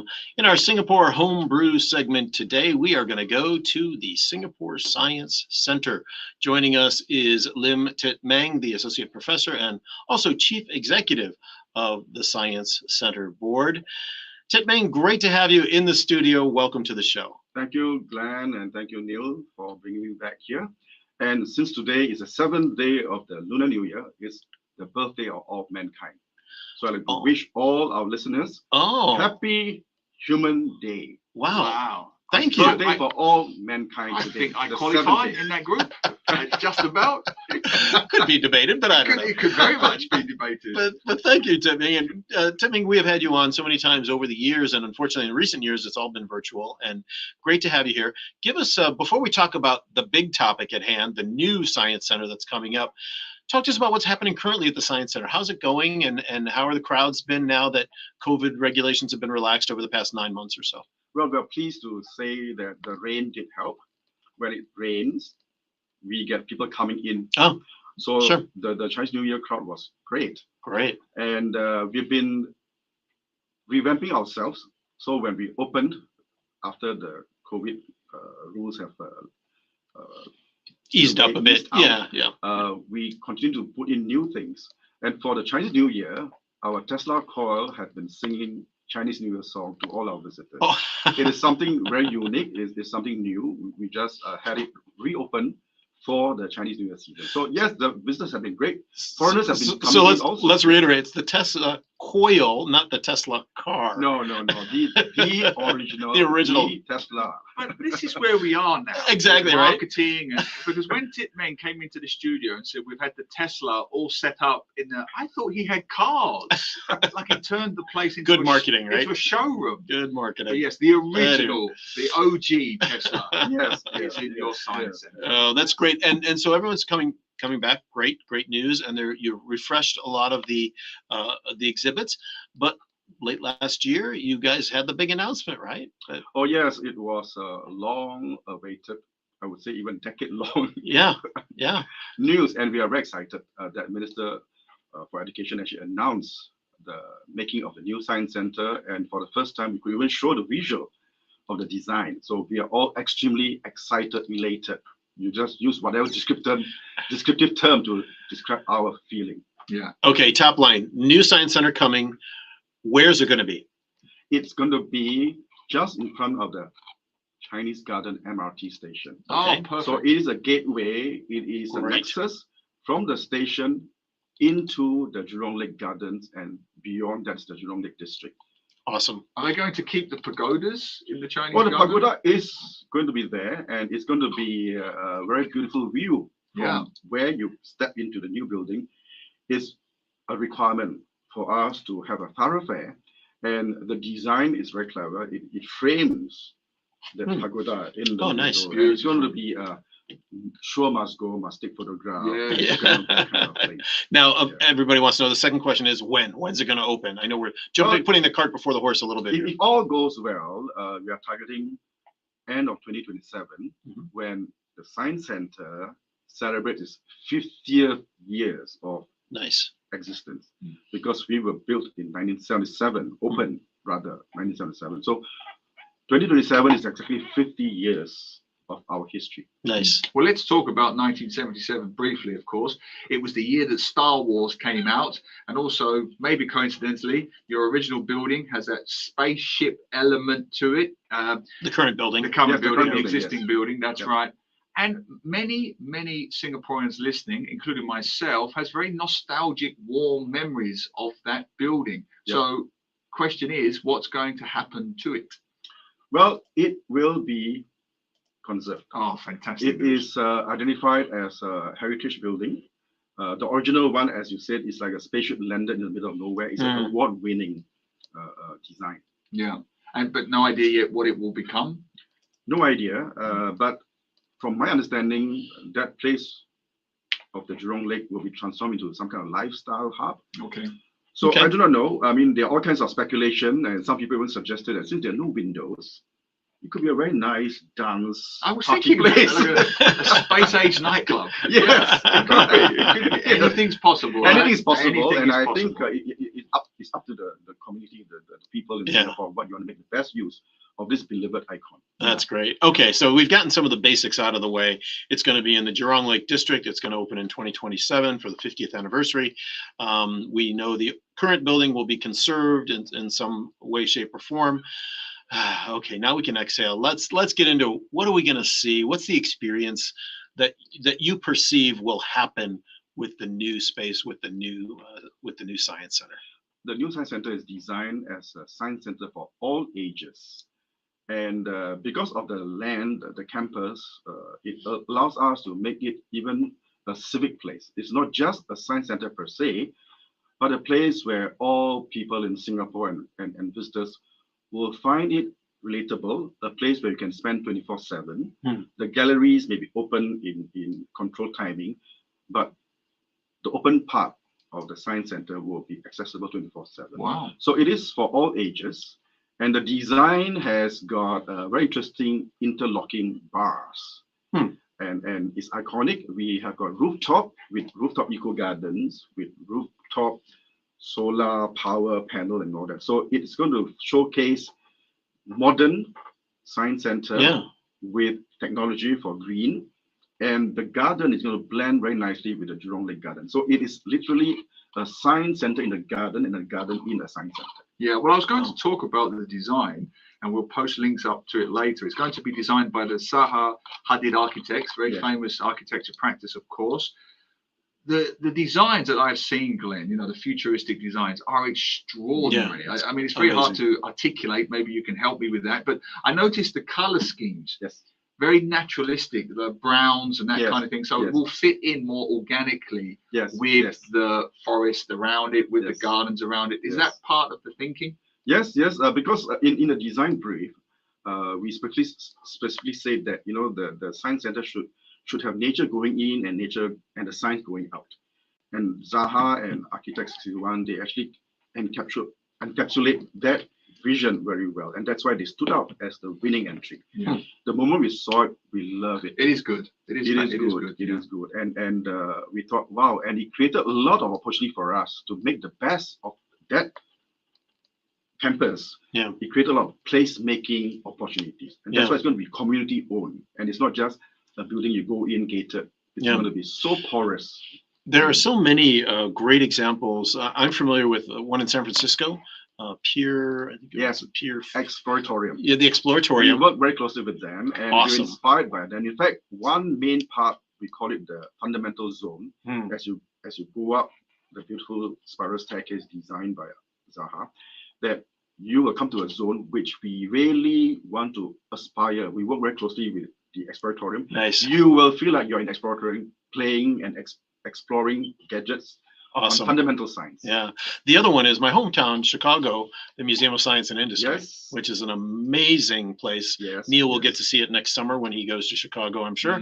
But there are really around the world great examples. So you mentioned you worked with the Exploratorium. What other science museums have you looked at, or will you be looking at, or collaborating with to bring together the best for Singapore? Yes, in the past decade, as we conceptualize, we have organized many of such study trips, and I also, with my colleagues, attended many of these Science Center Network conferences. Yeah, sure. So we've looked at east, west, north, south. I mean, the south part will be Australia. I mean, Australia has got very iconic Questacon, which is among the big names in Asia Pacific, and San Francisco, California Academy of Science, Chicago. I've been there, and they are very good in industry kind of showcase. We also look at New York, and in Europe we went to this Nemo, which is actually a Netherlands. Netherlands. The nickname is called Nemo. Yeah. And Okay. it is a very interesting science center. We've been to Denmark. We went to Lego House. And of course, on the eastern side, Japan, Hiraikan. It is a sure to have to see type. Yes. And I noticed you never mentioned London, but that's okay. No, London is always. In fact, we are very close, working closely with London. I mean, I didn't mention UK because, for information, the Science Center in the 1960s was because of commissioning the London Museum. And they did a study, feasibility study, and since then we've been working very closely with all the London museums and all that. So I took it as it is already it was a long-term. given. It was a given. It was the first museum I ever went to on a school trip, the London Science Museum. Yes. And to Glenn's point, it really stayed with me because even then, as a kid, this is almost, I won't say pre-computers, but it was certainly pre-digital. So there was no computer interaction like there is now. But even as a primary school kid, I remember it being a very tactile, physical, interactive experience. Yes. And that's so important now, is that kids expect there to be an interactive element throughout. Is that some of the findings? Yes, this is tactile, sensorial. Yep. We want to engage all the senses. And since you talk about kids, the new Science Center will have double the size current kids stop. Oh, perfect. Your daughter had a birthday party there. She did. Right? She loved it. And it is so popular that we are dedicating a bigger space for the kids stop. And the kids stop is going to be one of its kind. And just to throw a little bit of interest for you to look up to that, you know the water play area? Yes. You're going to have a water play area integrated with a kids stop, and it's going to be one of its kind. Nice. When the water play area started in Science Center, we inspired all the shopping malls with all the water feature, including the zoos and all the attractions. Yeah. So we are determined to make the new water play integrated with kids stop as yet another paradigm shift. Yeah, because you were one of the first, weren't you, at water plays? We were the first. The first, I know, because even in the 90s. We won an award. Yeah, I remember going there in the 90s, yes. and my wife used to take, and still does, take the kids, she's a teacher, to school trips regularly to the water play at Science Center. I didn't realize you were the first. You was the first. You were the pioneer. Yes. And we won the tourism award. Nice. And when you look at the kind of mix between permanent exhibitions and perhaps traveling or temporary exhibitions, what is that going to feel like at the new Science Center? I mentioned that we are interlocking bars. So there's one bar, currently we just call it the Bar 5. And that Bar 5 has got exhibition space dedicated for traveling exhibitions. Not just for that, we will make it into a place where you can have concert, you can have interesting trade show, interesting cultural show. And above that bar is going to be a very interesting rooftop garden for receptions. We envision that will be a popular place for wedding reception. Because you'll be looking into the lake. Interesting. You'll witness the beautiful sunset. Yeah. And there will be facilities up there for you to host all kinds of events. So that whole block is for that. And we were looking at that as possible MICE conference kind of setting, especially in the future. That will be a gateway towards the whole Jurong Lake district. Yeah, and also, Tip Meng, there's a lovely nostalgic element to that, because in the 70s and 80s, the Chinese-Japanese gardens was a popular destination for weddings. Exactly. So I love the idea you're bringing it back. And that's the reason why the pagoda can never be removed. Correct. Because many people petition and say that It's in their wedding photo. my parents got married and Exactly. photographed there and all that. How dare you remove that memory from us? It's the same with the Topaio one, the small Topaio Exactly. viewing Yes, tower. yes, Yeah, it was a yes. wedding Yes, destination. yes. Very You know, popular. I mean, wedding is a big thing for us. Of right? course, Yeah. of course. But on that point, I want to bring in one of our listeners. Pin Pin Cheer says, I really love the exhibition on aging at the Science Yes, Centre. I yes, saw that. It was yes, terrific. yes. Thought it was outstanding, was very emotional for me experiencing what being old and suffering from physical deficiencies would be like. Pin Pin Cheer makes a great point that the Science Centre, I'm guessing the new one, has to be multi-generational. It's not just about the It is kids. for all ages. So it's not just for the kids. In fact, just yesterday we presented to our board certain concepts of what might be in a new science center. And one of the topics is called the final curtain. It's about aging, right? And what do we learn about aging with science and technology and with social sciences? How do we be more empathizing with the limitation and so on? And yes, the dialogue with time was a great success. It was among the first of us moving into social science interfacing with science and technology. Yeah. And we see this trend is becoming more important because, as we know, in time to come, most of our people will be Aging above 60 years population, old, right? So it will be, and we want that place to be a place where even the elderly people find it relevant. You come there to learn new things, and you're, in a way, be prepared for how to age actively, gracefully, and there's nothing to fear. We because definitely it's need natural. that. Can we see that exhibit this weekend, maybe? Well, when he said aging and technology, I just And thought great- about and- us this morning. And gracefully. Yeah, and gracefully, yes, indeed, indeed. Yes. You know, the one of the great, I think,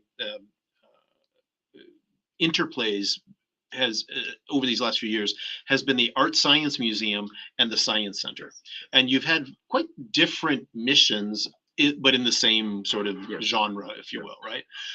But from what I'm hearing from you, it sounds like you might have more. You might be more competition to the Art Science Museum, if I can put it that way, in years to come. Yes. How are you viewing, you know, the two structures, the two programs that each Art Science and the Science Center will provide? Yes. In recent time, we are promoting STEM plus science, technology, engineering, and maths plus art, plus philosophy, plus ethics, plus humanity, and so on. So we are focusing on STEM plus arts. It's not art science, but science art. And anyway, Honor and I, we're all good friends, and Art Science Museum has been a great partner with us. Yeah. And we see more and more of convergence because you need to explain science in a way that people can relate to. And art sometimes warm you more than just hard fact of science. And recently we opened our climate change guilt trip. It's a board game style, and you go in and play the game and find out how guilty you are in terms of contributing carbon footprint. Yeah. And in order to express some of the ideas, we have commissioned artists. So just last week, we installed the art piece. And we have been working with the Singapore Art Museum, and they use art to interpret big data.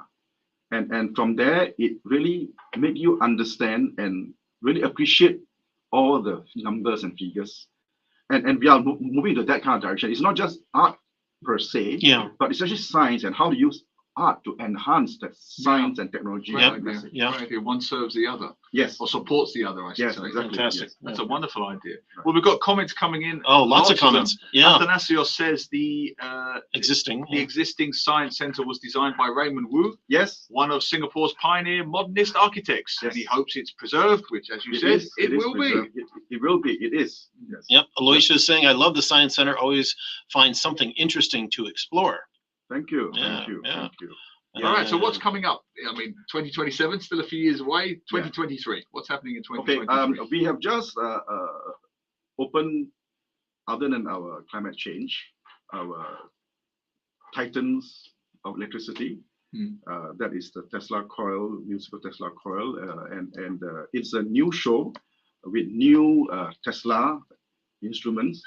And as it implies, musical means it can play songs. And nice. now Chinese New Year, we have actually a Chinese New Year greeting songs towards the end of the show. We also have opened a bit of experiment. We know that technology is moving us into the have and have not. And sometimes we are unknowingly alienating people.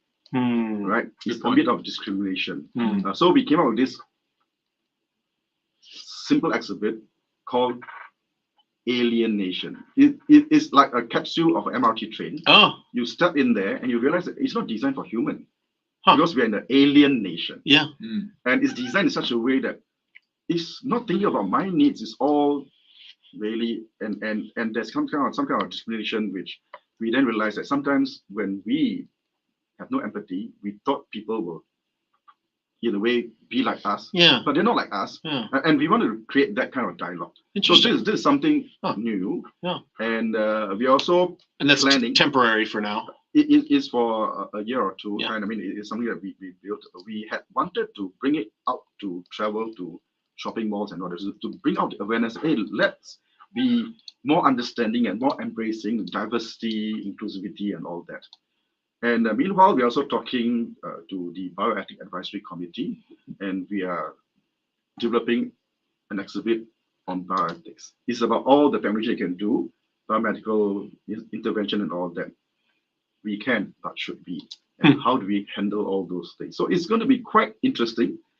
After all, we have to ask a lot of questions ourselves. Yeah. So you mean looking at the ethical The boundaries? ethical part, but we have to showcase the technology so that people understand that the technology is there. Right. But we need to consider the ethics. It's just like AI with ethics. Right? Yeah. So those things are become questions that we want people Nice. to ask. Wonderful. Fascinating. Hey, we have to leave it there, Tit Meng, but thank you so much for being with us. Lim Tit Meng, the Associate Professor and Chief Executive of the Science Center Board, the new Science Center coming in 2027.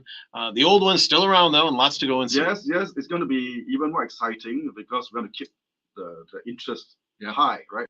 So that we won't say, oh, it's becoming so run down and people don't come. Right. We want people to come and share with us what they like most. Absolutely. So that we Beautiful. can also co-create with people. And just pencil in the date, 2027. Make sure it's a Saturday. So we will come down and host the show live. Host the show from the new Science Right, Center. We'd why love to not? do that. Love that. Thank you, Tit Meng. We'll talk to you soon. Thank you.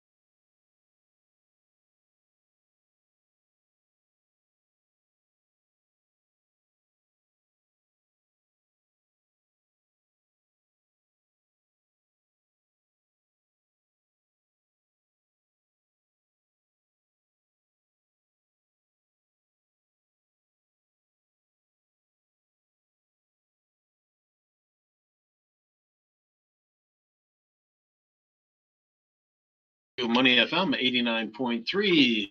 Saturday mornings, Glenn and Neil with you for about another 55 minutes or so. And Neil, having our last guest on, Tip Meng from the Science Center, I'm excited. Finally, we're going to get the Science Center we deserve in this town, right? Yeah, I mean, okay, let's not disparage the previous one. No. But when you look at a global 21st century, at a global Science scale, a Centre, 21st century I museum. agree. Yeah. It was one of those rare occasions when there were no downsides. Nope. The current building is being preserved and gazetted. It'll have a mixed-use purpose, I'm sure, at some point in the new revamped Jurong area. Yeah. We're getting the state-of-the-art 21st century building. I love that theme. What was it? He said, nature in and science out. This idea that it must be incorporated seamlessly into which is one of my favorite areas of Singapore, around that Jurong Lake area. And actually kind of underutilized when when you look at the bigger Singaporean picture. Everyone always goes to Marina Bay and elsewhere. They've tried many times over the years, of course. The JTC has tried to set that area up as an industrial hub, and it had success in the 70s. But yes, it did need and does need a makeover, which is happening right now. That's great. I haven't been there in a while, I must admit. I think I last went there it would have been the Science Centre, so probably last year. But I used to go to the Chinese gardens regularly, at least once a year. Actually, for that reason, it was quiet. It was isolated. It felt very un-Singapore-like. It was a nice escape. Yep. Our kids had some Chinese tuition over there years ago, so we spent some time. But it's been a long time since I've been over there, I got to admit. One of the memories I have that will never leave me is, and I wrote about it in one of my books, was that I went there after one of their revamps. I'll say it was in the early 2000s. They'd rebuilt. You remember when there was that fad you see at a night safari where the public toilets are incorporated into the greenery. Yeah. Well, that's great if you're not 1.94 meters tall. So I stand at doing my business much higher than everybody else. So when I was doing my business, there were tourists walking past me on the path saying morning while I'm mid-pee. So yeah, there was a bit of a height discrepancy. Maybe that'll be taken into consideration for the new Science Center. You should probably mention that to the I've said it before. Singapore doesn't have many isms, but heightism is one of them. Yes. Well, there you go. Hey, but that was great to hear from Tip Meng about that, and very excited that also to hear that they've been working with the Art Science Museum. They've been working with other art science type museums around the world to really bring the best in. They did very much the same with Gardens by the Bay. I remember before when they were opening that, and the head of that came out and said, yeah, we were all over the world looking at all of the best gardens. And they've always done that. They did it with the Singapore Zoo. They did it with the Jurong Bird Park. I think someone will correct me. I'm going to say Go Keng Sui. Someone correct me if I'm wrong. But I think he went to Brazil. I'm going to say Brazil, but if it wasn't Brazil, but he saw a bird park somewhere else in the world and brought the idea back. And so that's what you do. You take the best from the best and build your own. Speaking of which, the new bird park is supposed to open. Well, the last one just closed. But it was already, the new one's already being built. It's opening this year. Development. Yes. Yeah, it's opening this year. We got to figure out when that is and get whomever on. And it's our friend of the show, Speaker of Parliament, Tan Chuan Jin, who I know is involved with that Singapore Zoo at an advisory level. So yes, we'll get him on and get those folks on to talk about what's happening at Mandai. Jane, I was just saying it was Rio de Janeiro. Thank you, Jane. And I didn't even look it up, Jane, off the top of my head. Go King Sweet. Thanks, Jane. Jane, hope your walk is going well, by the way. I hope you're not getting too wet out there. And the rest of you as well. The rain map is actually at the moment showing kind of a break, with the exception of Changi Airport. Most of the island is not under heavy rain right now, but boy, all morning it's just been all week. Oh yeah, well, of course, been crazy. All right, hey, let's move on. We've got a great guest in studio right now. Let's talk about tailoring your self-leadership style. Grant Bosnick, founder of Upbeat, an author, keynote speaker, joining us. He is the author of Tailored Approach to Self-Leadership, a bite-sized approach using psychology and neuroscience. Grant, welcome to the studio. Great to have you with us. Great. Thank you for having me. Great to be here. That's a mouthful, that title. You got a lot going on there. Give us the cliff notes. Give us the short version of what does that actually mean for folks?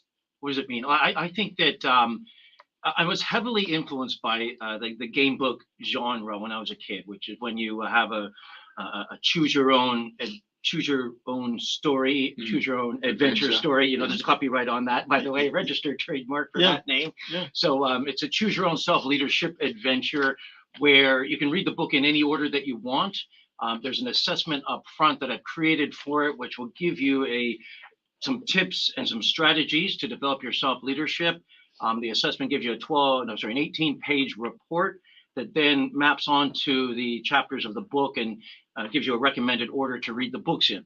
What's the problem that you're trying to solve here? So I think, or the job to be done? Well, I think that, you know, one of the number one challenges that people have is that we think that changing our habits and growing and developing ourselves is difficult because we've been brainwashed to believe that changing our habits is difficult. So this book helps to break it down into how we can change our habits in a very easy way to do it that is tailored for each individual person. I did a keynote talk last week for 150 people, and of the people who did the assessment, we had of the 6 different pathways that the results can you know, there's 6 pathways, and basically there's 3 chapters of the book that map onto each of those pathways. And then the results are spread out. There's quite a wide range. And there is no one size fits all. Everybody's on their own pathway, their own self-leadership adventure, and this book helps them to tailor it for them. So you, as you say, you've been an executive coach in this region, Asia Pacific, for about 20 years or so. Yeah. To Glenn's point, what was it you were seeing or not seeing that inspired you to write this book?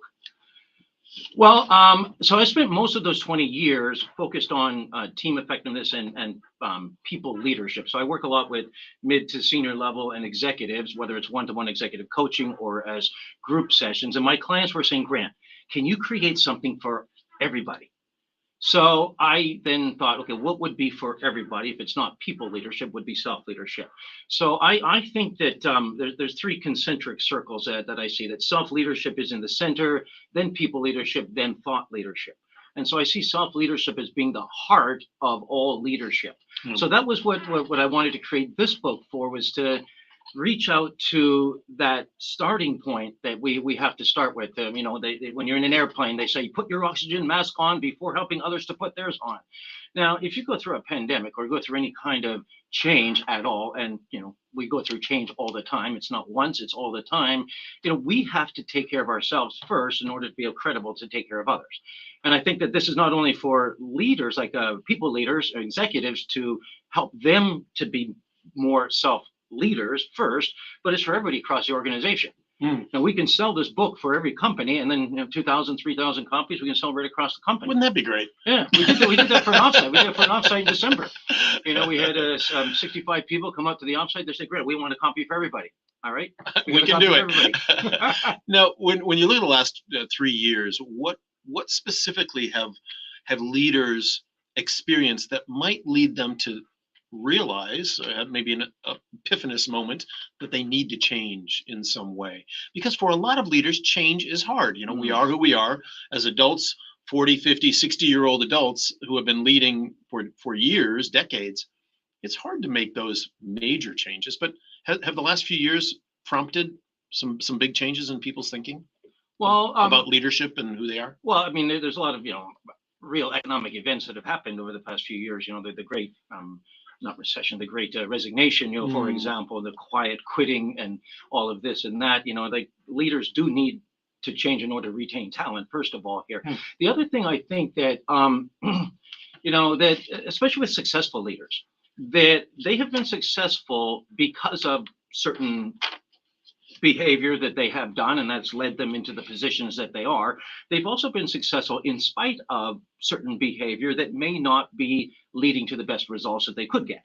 Give us an example. Could you give us examples of both of those? Well, like say, for example, and this happens a lot with big organizations, for example, that leaders get promoted based on their technical abilities, based on their business acumen, based on the financial results that they get. So your top salesperson eventually then becomes your head of sales, who eventually might become the CEO because they were great at bringing in revenue for the company. However, that person may not have the most finesse when it comes to people skills.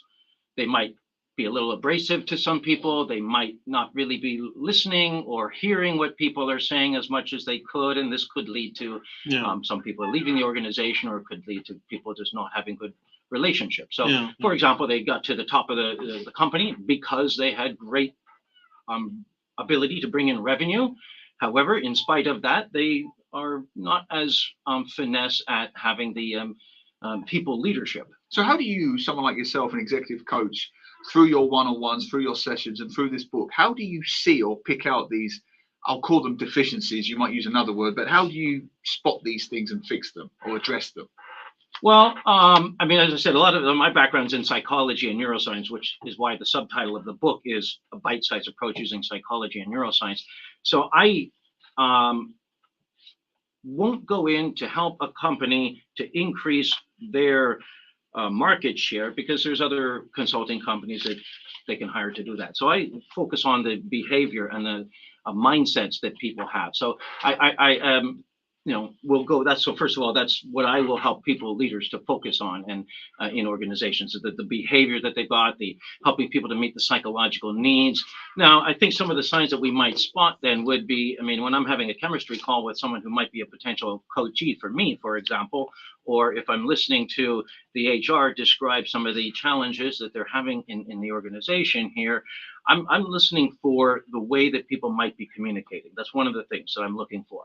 Now, especially if it's in a call, for example, one client I was working with, and someone in my session, he said, I keep telling his team members that they need to improve, but they never do. And so I said to him, it's like, how often do you praise them?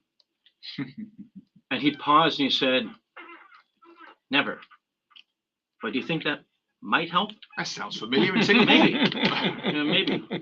Maybe, for example. So, So, I mean, I listen to what they're saying and what is missing from what they are saying, and where the gaps are in where they might be behaving. Now, so, I mean, because a lot of us, we are not fully aware of the impact that we have on others. Most of us are not aware of the impact we're having on others. So having an external view to help see where that behavior is leading and the result that might be leading to. Yeah. Now, this is fascinating to me, because I know this kind of work is very popular in the US and Europe. And when I'm listening to you, I'm thinking of the TV program Billions. I don't know if you've seen Billions. Oh, yeah. You sound like the Wendy character. Is that essentially what you do? For those who haven't seen Billions, the Wendy character is a psychologist who works for this massive hedge fund.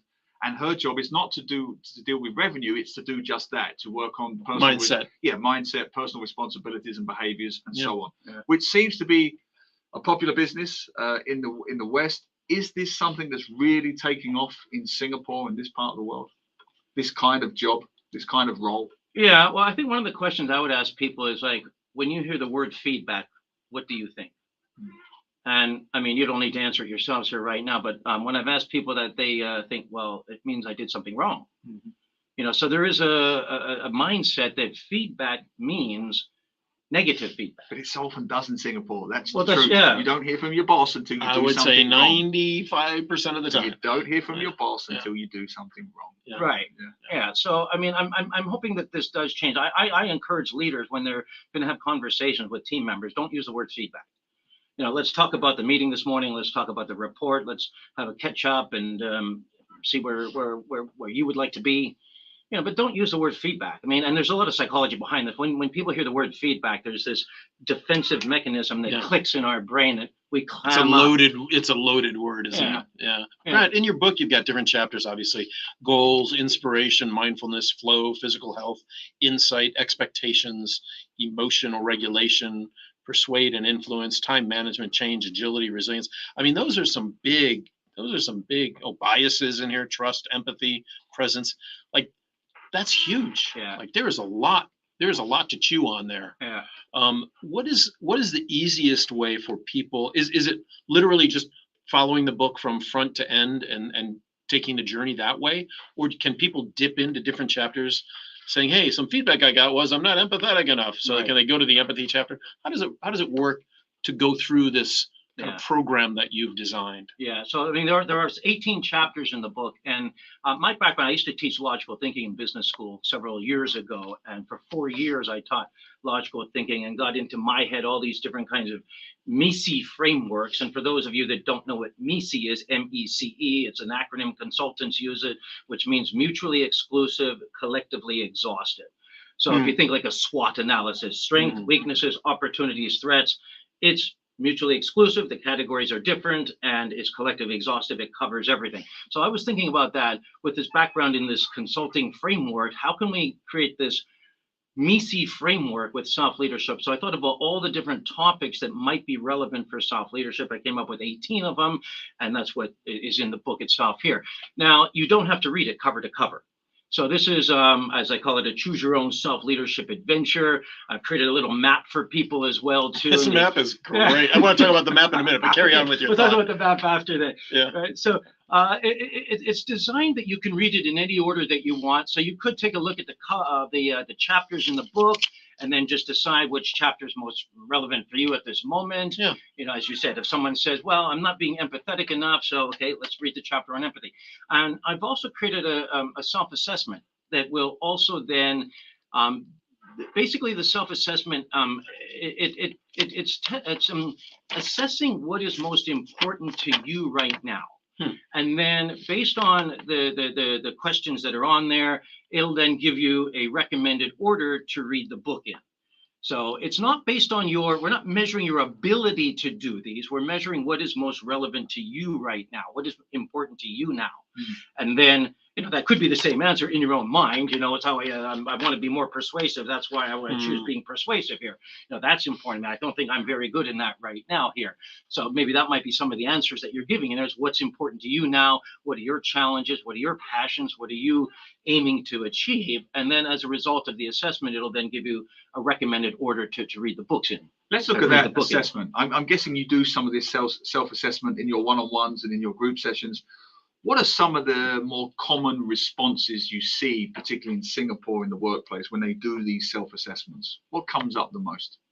Yeah, so I'm actually quite surprised. I was kind of imagining that there's one of the pathways is around change, agility, and resilience. So I kind of felt that one might come up at the top, you know, given what people are going through. Possibly if they took the assessment at the beginning of the pandemic, possibly that might have been higher up there, but it's actually not as high as I had expected that one to be.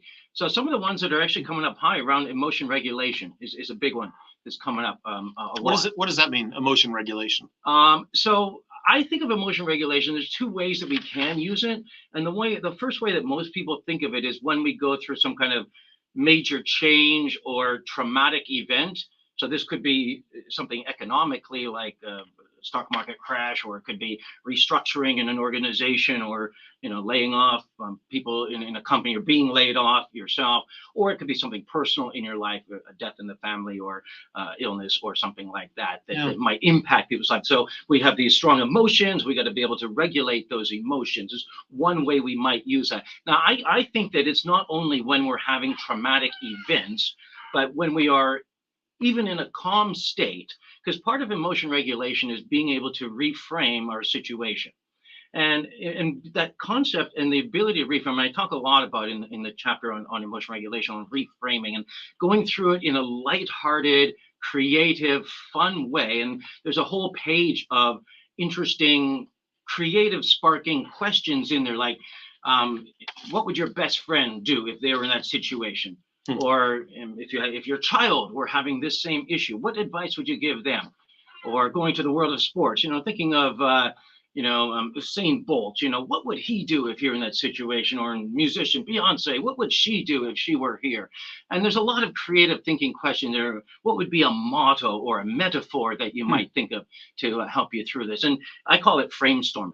So it's combining brainstorming and reframing together. And the concept of framestorming, if you can come up with 10 or 12 different ways of reframing your current situation, and then reviewing those and picking the 2 or 3 best ones that sound or resonate with you, this is going to change their behavior, which will then get better results. So one of the things I fully believe here is in the see, do, get model. C is the mindset or the way we see the world. do is our behavior that we do, and get is the results that we're going to get. And so if you want to make small changes in your life, focus on the behavior. But if you want to make quantum leaps, focus on your mindsets. So the like concept growth, of, like a growth mindset, for example. yeah, being so one of those growth things. mindset would be part of it. I mean, growth mindset would be like the starting with the notion that we can change our mind. And then the whole chapter goes into lots of exercises for building mental muscles in there and being able to have more executive control of our mind and our mindset, which is then going to lead to more effective behaviors and lead to more effective results. Nice. Fascinating. Wow. Fascinating. The book is called Tailored Approaches to Self-Leadership, published by Routledge with a foreword by Marshall Goldsmith. The author is Grant Bosnick, talking about the three kinds of leadership: self-leadership, people leadership, thought leadership, and the various elements in 18 chapters of how you can change your own leadership to be more effective.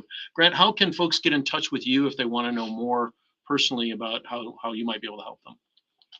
You can reach out to me on any of the socials, either LinkedIn is probably the best way to reach out to me. I'm the only person in the world with my name, Grant Bosnick, so it is very easy to find me out there. Good. That would be one way to reach me. Might be the easiest way if you search me through And LinkedIn. the book is officially out this year, 2023. Where can they find the book? In Singapore, Kinokuniya, both locations are stocking it here. Amazon's got it. Ebook, Amazon COUK has it. For some reason, Amazon Singapore doesn't have the ebook. I'm not sure exactly why, or maybe they haven't got it yet. I'm not sure what's going on there. But if you want the ebook, Amazon.couk would be the best place to get that one. Awesome. Or you can order it through Amazon if you want softcover or hardcover or Kinokuniya. Terrific. Grant, thanks for your time today. Appreciate it. Thank you. Great to be here.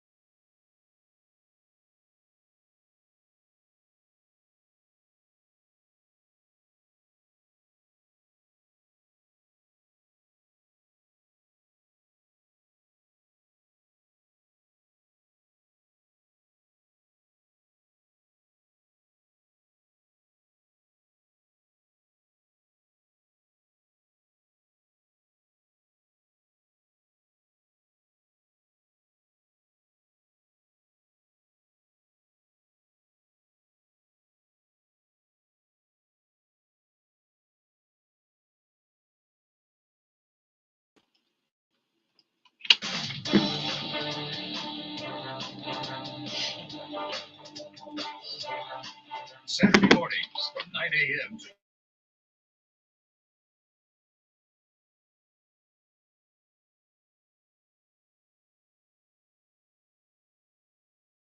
on the CTE towards the AYE at Unmore Avenue 1 exit, so take care in the Unmore area. Roadworks all over the island as usual. Victoria Street towards Jalan Sultan and Upper Serangoon Road towards the city after Hougang Avenue 3. There is an obstacle on the MCE towards the ECP before Maxwell Road entrance. Avoid lane 1 there. Causeways, Woodlands, still raining heavily. 38 minutes into Johor, 27 into Singapore, and the Tuas second link seems to be clearing up now in every sense. 22 minutes into JB, 18 into Singapore, and looks a little brighter out there. Might be a little gap in the rain. Hope it stays that way, and I hope you stay with us right here on Money FM 89.3.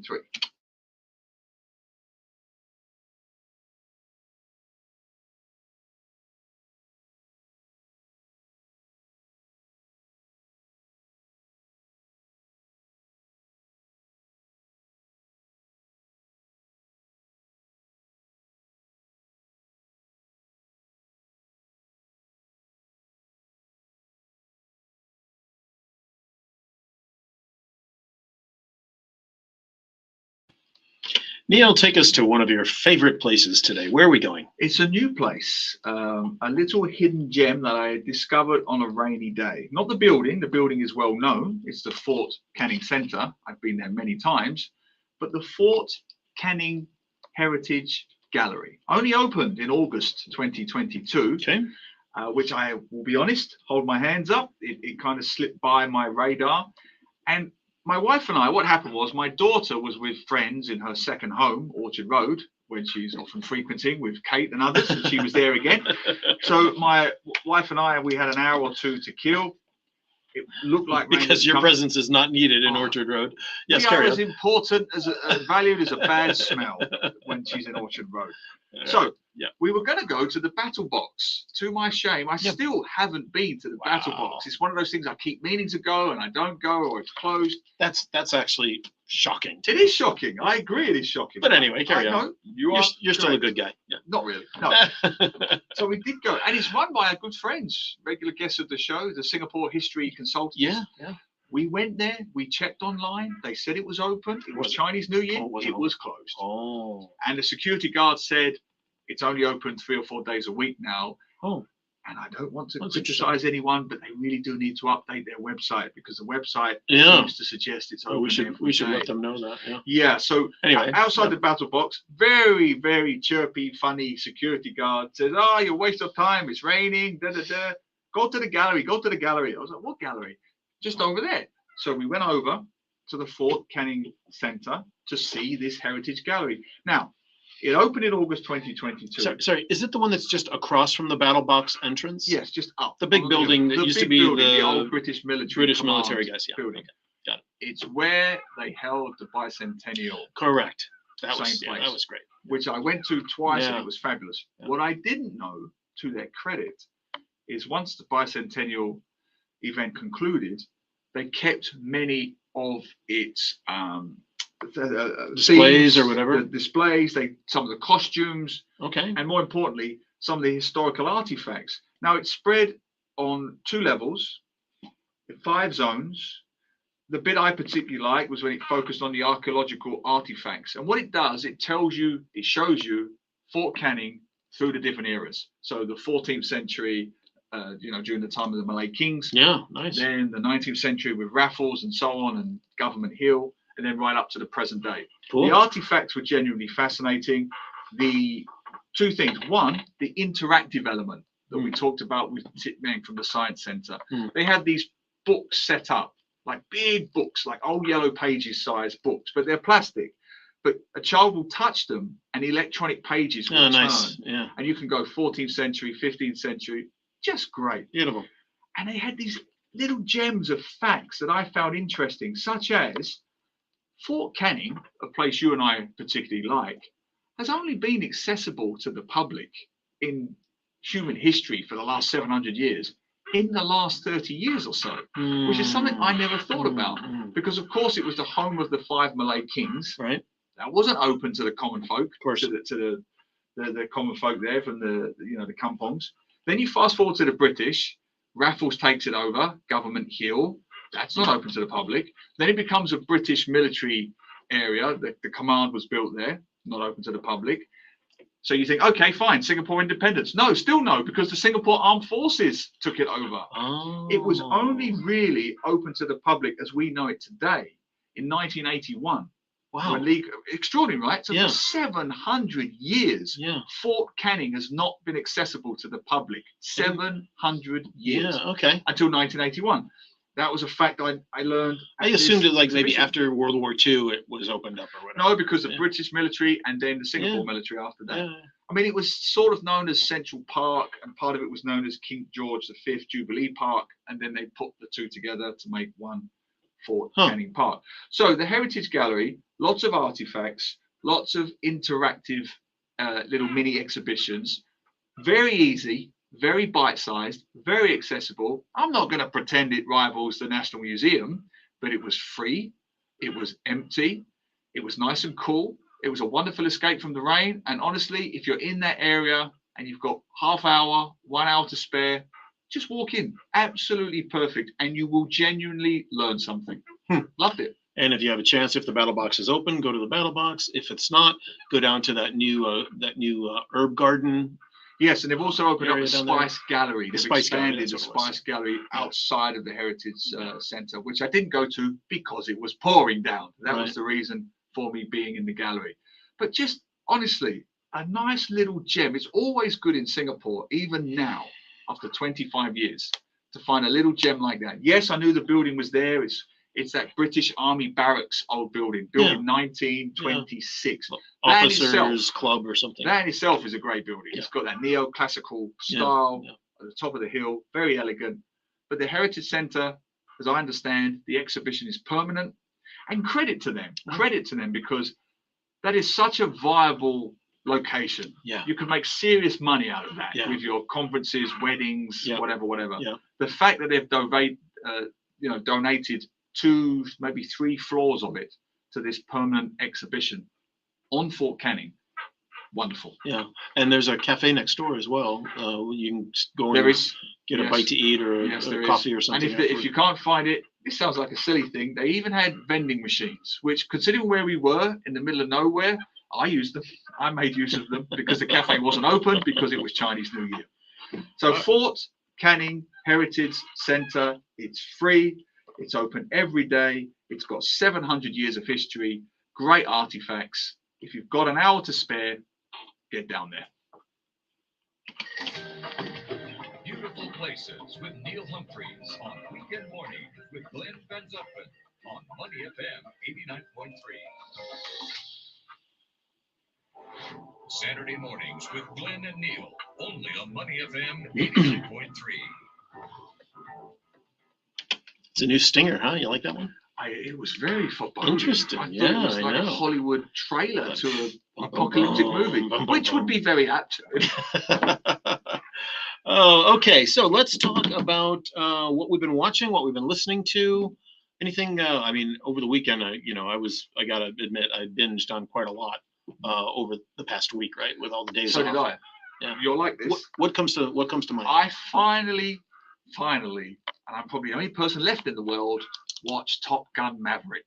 Oh, good. It was on HBO now. It's available on HBO Oh, it is? Go. Okay. If anybody has it, I Yeah. watched it and I enjoyed it. Yeah. I enjoyed it much more than the first one. I have to be honest. I came to the first one probably 30 years too late, so I just thought it was cheesy and silly. But the second, yeah, it is a bit bombastic. It is a bit jingoistic, rah rah, star spangled, brilliant. That's part As of it's the course. as it's supposed to be. Yeah. I always felt it laugh out loud funny, like the first film. There's this enemy that's never given a name. You could infer it's Russia or you could infer it's North Korea, Yeah. but it's never actually given a name. For what it is, it's much, much better than it has any right to be, because it's absurd, really. I mean, 35 years later, he's still the top gun. And it's got that element, you young kids are good, but you're not me. That's been a theme. It's got, I think, Jerry Action, it's called. Jerry, oh, Jerry get out, really? Is Because that a theme? Well, Liam Neeson kicked it off with the Taken Oh, movies. right. Keanu Reeves with the John Wick. Okay. There's a great one called Nobody with the actor who plays Better Call Saul. The main actor. It's on HBO. Same thing. Yeah. He's old. He's a suburban dad. He's in his 60s. Glenn, you'll love it. It's called Nobody. It's on HBO. You know the guy I mean? His name escapes me. He's an American comedian. He's in Better Call Saul. Yeah. I can see his face. Yeah. Anyway, that's a great one as well. Nobody. It's a very John Wick Taken kind of film. He is the dullest, most boring 60-year-old suburban dad who, of course, has a past that you don't know what it is. Bob Odenkirk. Bob Odenkirk. Yeah, and he's brilliant. And something happens in Nobody, and it's released, and the real guy comes out. It is astonishing. Nobody, great fun. So it's in that Jerry Action theme, the Top Gun theme. And I'm sitting there with my daughter and my wife watching it, and I kept saying this word over and over again, like Tourette's. And the word was Botox. Because every 2 minutes, my daughter's saying, doesn't he look good for 60? He's about 12 years older than you, Dad. He Botoxes the life out of his face. He has no wrinkles. He dyes his hair. Of course he looks good. But he does look good. For a man who's 60. Yeah, it was good fun. I enjoyed it. Good fun. And good performances. Yeah, and the graphics and the flight sequences brilliant. and everything. And it's him. I know it really is Tom Cruise in that plane. Yeah. Flying the plane at times. Yeah, he's got his license, his rating. I believe he owns a Spitfire. He's got all kinds of one planes. of the World War II Spitfires, and him and John Travolta. They got all kinds. They got their own airplane hangar. With their various planes and helicopters. As one does. Good fun. As one. And Jennifer Connelly, shout out what is really a thankless woman role. It was a bit of a nothing role, but she brought the best to it. And I thought the Val Kilmer scene was quite sweet. It was very touching. Very touching. Very touching, given the fact that he, Yeah, and he can't. Truly sick. Yes, and I found out after watching the movie that, spoiler, I mean, I'm guessing everybody's seen it by now, but he does talk a couple of lines in the film very croakily. Right. Turns out he couldn't even do that. They used AI. Oh, did they? Yeah, so he mouthed the words. Poor Val Kilmer really can't speak anymore. So he does rely on software. And so in that particular case, they did AI to reproduce his voice. And it's very well done. I would never have known if I hadn't have looked it up. Yeah. And only because I've seen the documentary Val, which is very good, by the way. That's on Amazon Prime, of all his home videos over the years and so on, that I thought, hang on. I'm pretty sure Val Kilmer has entirely lost his voice. Yeah. And so they used AI for those, which makes it all the more poignant when you know. Yeah. Interesting. I just brought him up on Wikipedia. He just had a birthday, December the 31st. How old is he now? 60? 63. 1959. Yeah. And Tom Cruise has just turned 60. My word. But yeah, good fun. What about you? What did you watch?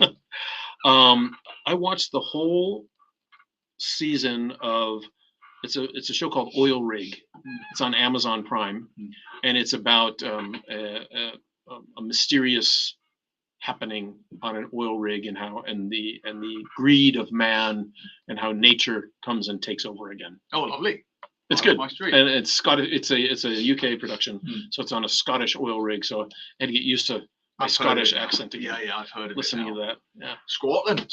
Yeah, I've heard of it. Scottish. I watch quite a lot. I tell you what, I did watch. That's the awards darling at the moment. White Lotus. White Lotus. Right, yeah. It's won every Emmy. Have you seen it? I haven't seen the last 2 episodes, but yeah. It is strange because my agent in the UK got in touch because I gave it to him as a recommendation, and he said to me, texted me, "Why am I watching this? I've watched 3 episodes and I hate them all. I hate every single one of them." And you do. I gotta say, I liked the first season better. Right. I found them less annoying in the first season. Oh, I don't know. The second season, I find it's been. I have to say, it's been a bit of a struggle. I mean, let's get it right. In White Lotus, they really do skewer the wealthy white. Oh American. yeah. And that family with the and I'm in this world. That family with the teenage daughter who brings her friend along. I mean, you just want to kill them all. And wait till you get to season 2. Yeah, well, exactly. I mean, the White Lotus, this is no spoiler because it is no spoiler. In the opening scene, there's a death. So you know someone is going to die through the series. Yeah. And the point of watching it, I suppose, is to try and work out who's going to be the person who dies and why. And I'm watching it, and by the third episode, I hope it's all of them. I hope it's all of them. I want every single one of them to die a horrible, agonizing death. So in the second season that you'll see, I've seen it. Okay, so the big memes there are the clothing Yes. worn by the assistant. That is a huge meme. How they dressed this Gen Z Oh yeah, assistant. the scruffy kind of. Like yeah. there's all kinds, like there's like, you know, Insta memes on it and everything else, but also that the location itself, right? I believe it's Dubrovnik. It's in Croatia. They did two. They did go to Sicily. Yeah, and, Sicily and then Croatia. That's right. But those hotels are, I mean, the scenery is Well, just I watched it magnificent. and I said to the Gotta girls, go. I want to go. Exactly, Sicily. right. I've always wanted to go to Italy. Yeah. I don't know why I've taken so long, but Yeah. and when I saw the episode, as you've seen it in the White Lotus, where they actually go to the real Godfather location. Yeah, yeah. I'm like, I'm going. Yeah. I'm going. You can actually go where Michael Corleone stayed in the Godfather. The locations are fabulous in the White Lotus. They really are good. Characters, all annoying, very, very annoying, every one of them. The other one I was going to say in the White Lotus, the girl you mentioned who's now memeable, the boyfriend she has is from my part of the world. Oh, is that he right? has a very strong Essex, East London accent. Okay. You know, and he's not quite what he pretends to be when you watch the rest of it. So that tickled me a little bit. Yeah, White Lotus, if you want to hate everybody on the show, wish them all death and misery, it's the show for you. What else? On Disney, I've been watching an anime called My Hero Academia. Heard of it? Yeah. Yep, good one. I also watched on Disney Plus. My daughter sitting next to me Very good. is laughing at me. My daughter's watching something called The 100. Is it called The 100? Do you know that one? She's nodding. Is that on Netflix, I think? Yeah, The 100. You know what else my daughter's watching for the first time? Gilmore Girls. Get out. It's come back again. From the 80s or from the 90s? Late 90s. That generation. Oh my gosh. See, Kate's nodding. She knows. It's been introduced to a whole new generation, I should say, not nation. So there's another on Netflix. You'll love to hate a new one called Superstore. They're watching it. I went in last night. I thought it was Modern Family. And I said, I know that. What is this? And they said it's Superstore. They're about 5 episodes in. It's not nearly as good as Modern Family, in my opinion. But yeah. They were watching it. It takes place in like a Target or a Walmart type store. Yeah. And it's just the different personalities of the staff. But you like these shows. You see, that's the difference. It's mind candy. It's mind Yeah, candy. I So know. when I'm like really tired and I just want to watch something, I watch that. I've been isolated very much in my home now because my wife and daughter will watch that and The 100 and the Netflix tosh, and you know, where every Christmas movie is the same. Small town American girl goes to New York City and meets a guy who happens to be the son of the Earl of Sandwich or something. You know, will they get? And they eat a together? sandwich together. Exactly. Yeah. And she's from Hokieville, you know, Hokie small Of town, course. you know, wherever she's from, Ohio. Mr. somewhere. Smith goes to Washington, kind Exactly. of stuff. Marries the European prince. Nonsense. Hey, since it was just mentioned, Rob Salisbury was just mentioning, can't wait to get back to some of the more great projector events that they had in 2022, like Godfather 1, 2, and 3, the Top Gun doubleheader, etc. And it just reminded me that today, the Projector Plus at Handy Road is showing Jackie Chan's Legend of the Drunken Fist. That's a great film. Which is that was really his breakout film Mm-hmm. from the early 1980s as a kung fu, action figure. So I think today's the last day. Yeah. They're showing it at 6 p.m. tonight. Jackie Chan, Legend of the Drunken Brilliant. Fists. And one last one, So, which I think will be lots of good movies at the projector this. absolutely, this absolutely. month. We'll get those guys back on again. And as you can see, we watched a lot of TV, but this one is very good for our audience. If These Walls Could Sing. It's a documentary on Disney Plus about the history of Abbey Road. And it's produced, bit of nepotism, by Mary McCartney, Paul McCartney's daughter. But everybody's on it. Elton John, anyone who's ever played it. But it was a fun fact. I didn't know, right? Jimmy Page, obviously, of Led Zeppelin fame. Before he was in Led Zeppelin, he was a session guitarist, which I did know. So he's played on many different hits, including he played on the orchestra session of Goldfinger that John Barry. Jimmy Page did? Yes, I didn't know this. In the Abbey Road studio, the Bond theme, John Barry, of course, orchestrated the whole thing. Shirley Bassey's there in the booth. Yeah. It's a whatever 50 plus, 100 plus orchestra doing on a and he's just strumming along. But he said, take after take after take, they wanted Shirley Bassey to hit that last note. You know, she says, "He loves gold," and it goes on and on and on. Yeah. John Barry pushed her and pushed her and pushed her. On the last take, she fainted, literally collapsed in the booth. But her voice blew. Yeah. He said Jimmy Page, to this day, 50 years later, he gets goosebumps from Shirley Bassey's voice. And she fainted in the booth. Goldfinger. So Jimmy Page played on Goldfinger. I had no idea. So that's strange. Good documentary. If These Walls Could Sing on Disney Plus. Awesome. What's up for you today? Writing. I've got to get back to what I'm supposed to be doing, which is writing today and tomorrow, I think. You? Kids. Those things. Taking Kate to get her first bank account. There you go. Taking Max to. My daughter's had one for years. Well, we had a child one, but now that she's 16, she can get her own. Yeah, right? Get the cars we had one, that we started for her, but now she gets her own. Max is going to play laser tag. I'm sending him to do that later. That? I know there's a few. Yeah, there's one at East Coast. I know that. No, it's not East Coast. It's somewhere kind of up near you-ish, somewhere. Okay. Where is it? Is it Safra? Pongo Safra? Bugabato. Oh, that's west. Yeah, west, north and west. I always think it's like toward you. Could be further away from me, actually. It's all that way up there. Yeah, but that's about it. Just, getting ready for another week, and a big week coming up with a lot of work. So. And just to wrap up some comments, Aloysius, I watched Plane during Chinese New Year. Interesting movie. Now, what's his name, the Scottish guy? I can see him again now. The guy who plays the character in Plane. He's in White House Down and 300. Oh, my word. Anyway, that actor, the Scottish actor.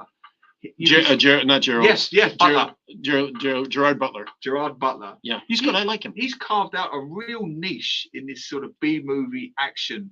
That if what you said, if you just want 2 hours, bit of nonsense, harmless, benign B-movie action, he seems to have cornered that market that used to be Nicolas Cage 20 years ago, or maybe Bruce Willis. Yeah. And this has had good reviews. Plane. Yeah. It's a bit of like 2 hours of action-oriented nonsense. But as escapism goes, it's good fun apparently, and done well at the box office. So good recommendation there, Aloysius. Thank you. I rewatched the Nick Cage movie. I'm going to watch it. It's on Amazon Prime. Yeah. About him. It's the spoof, something about talent, right? It's the spoof on himself. Yeah. This is not the second time I've seen it. It's so much fun. I'm going to watch it. It is so much You've fun. Reminded me. And speaking of great locations, oh my gosh, the location shooting. Extraordinary talent, the bearing of the extraordinary talent. The unbearable heaviness of extraordinary talent, or something like that. And it's got that lovely actor, that wonderful actor who plays the Mandalorian, amongst many other things. Yep. Pascal, I'm going to say his name. Pedro Pascal. Pedro his name is. Yeah, he's great. He is great. Yeah, he's a very good actor. Yeah, actually. So you'll love that. You watch that this weekend because I want to talk to you about it next week.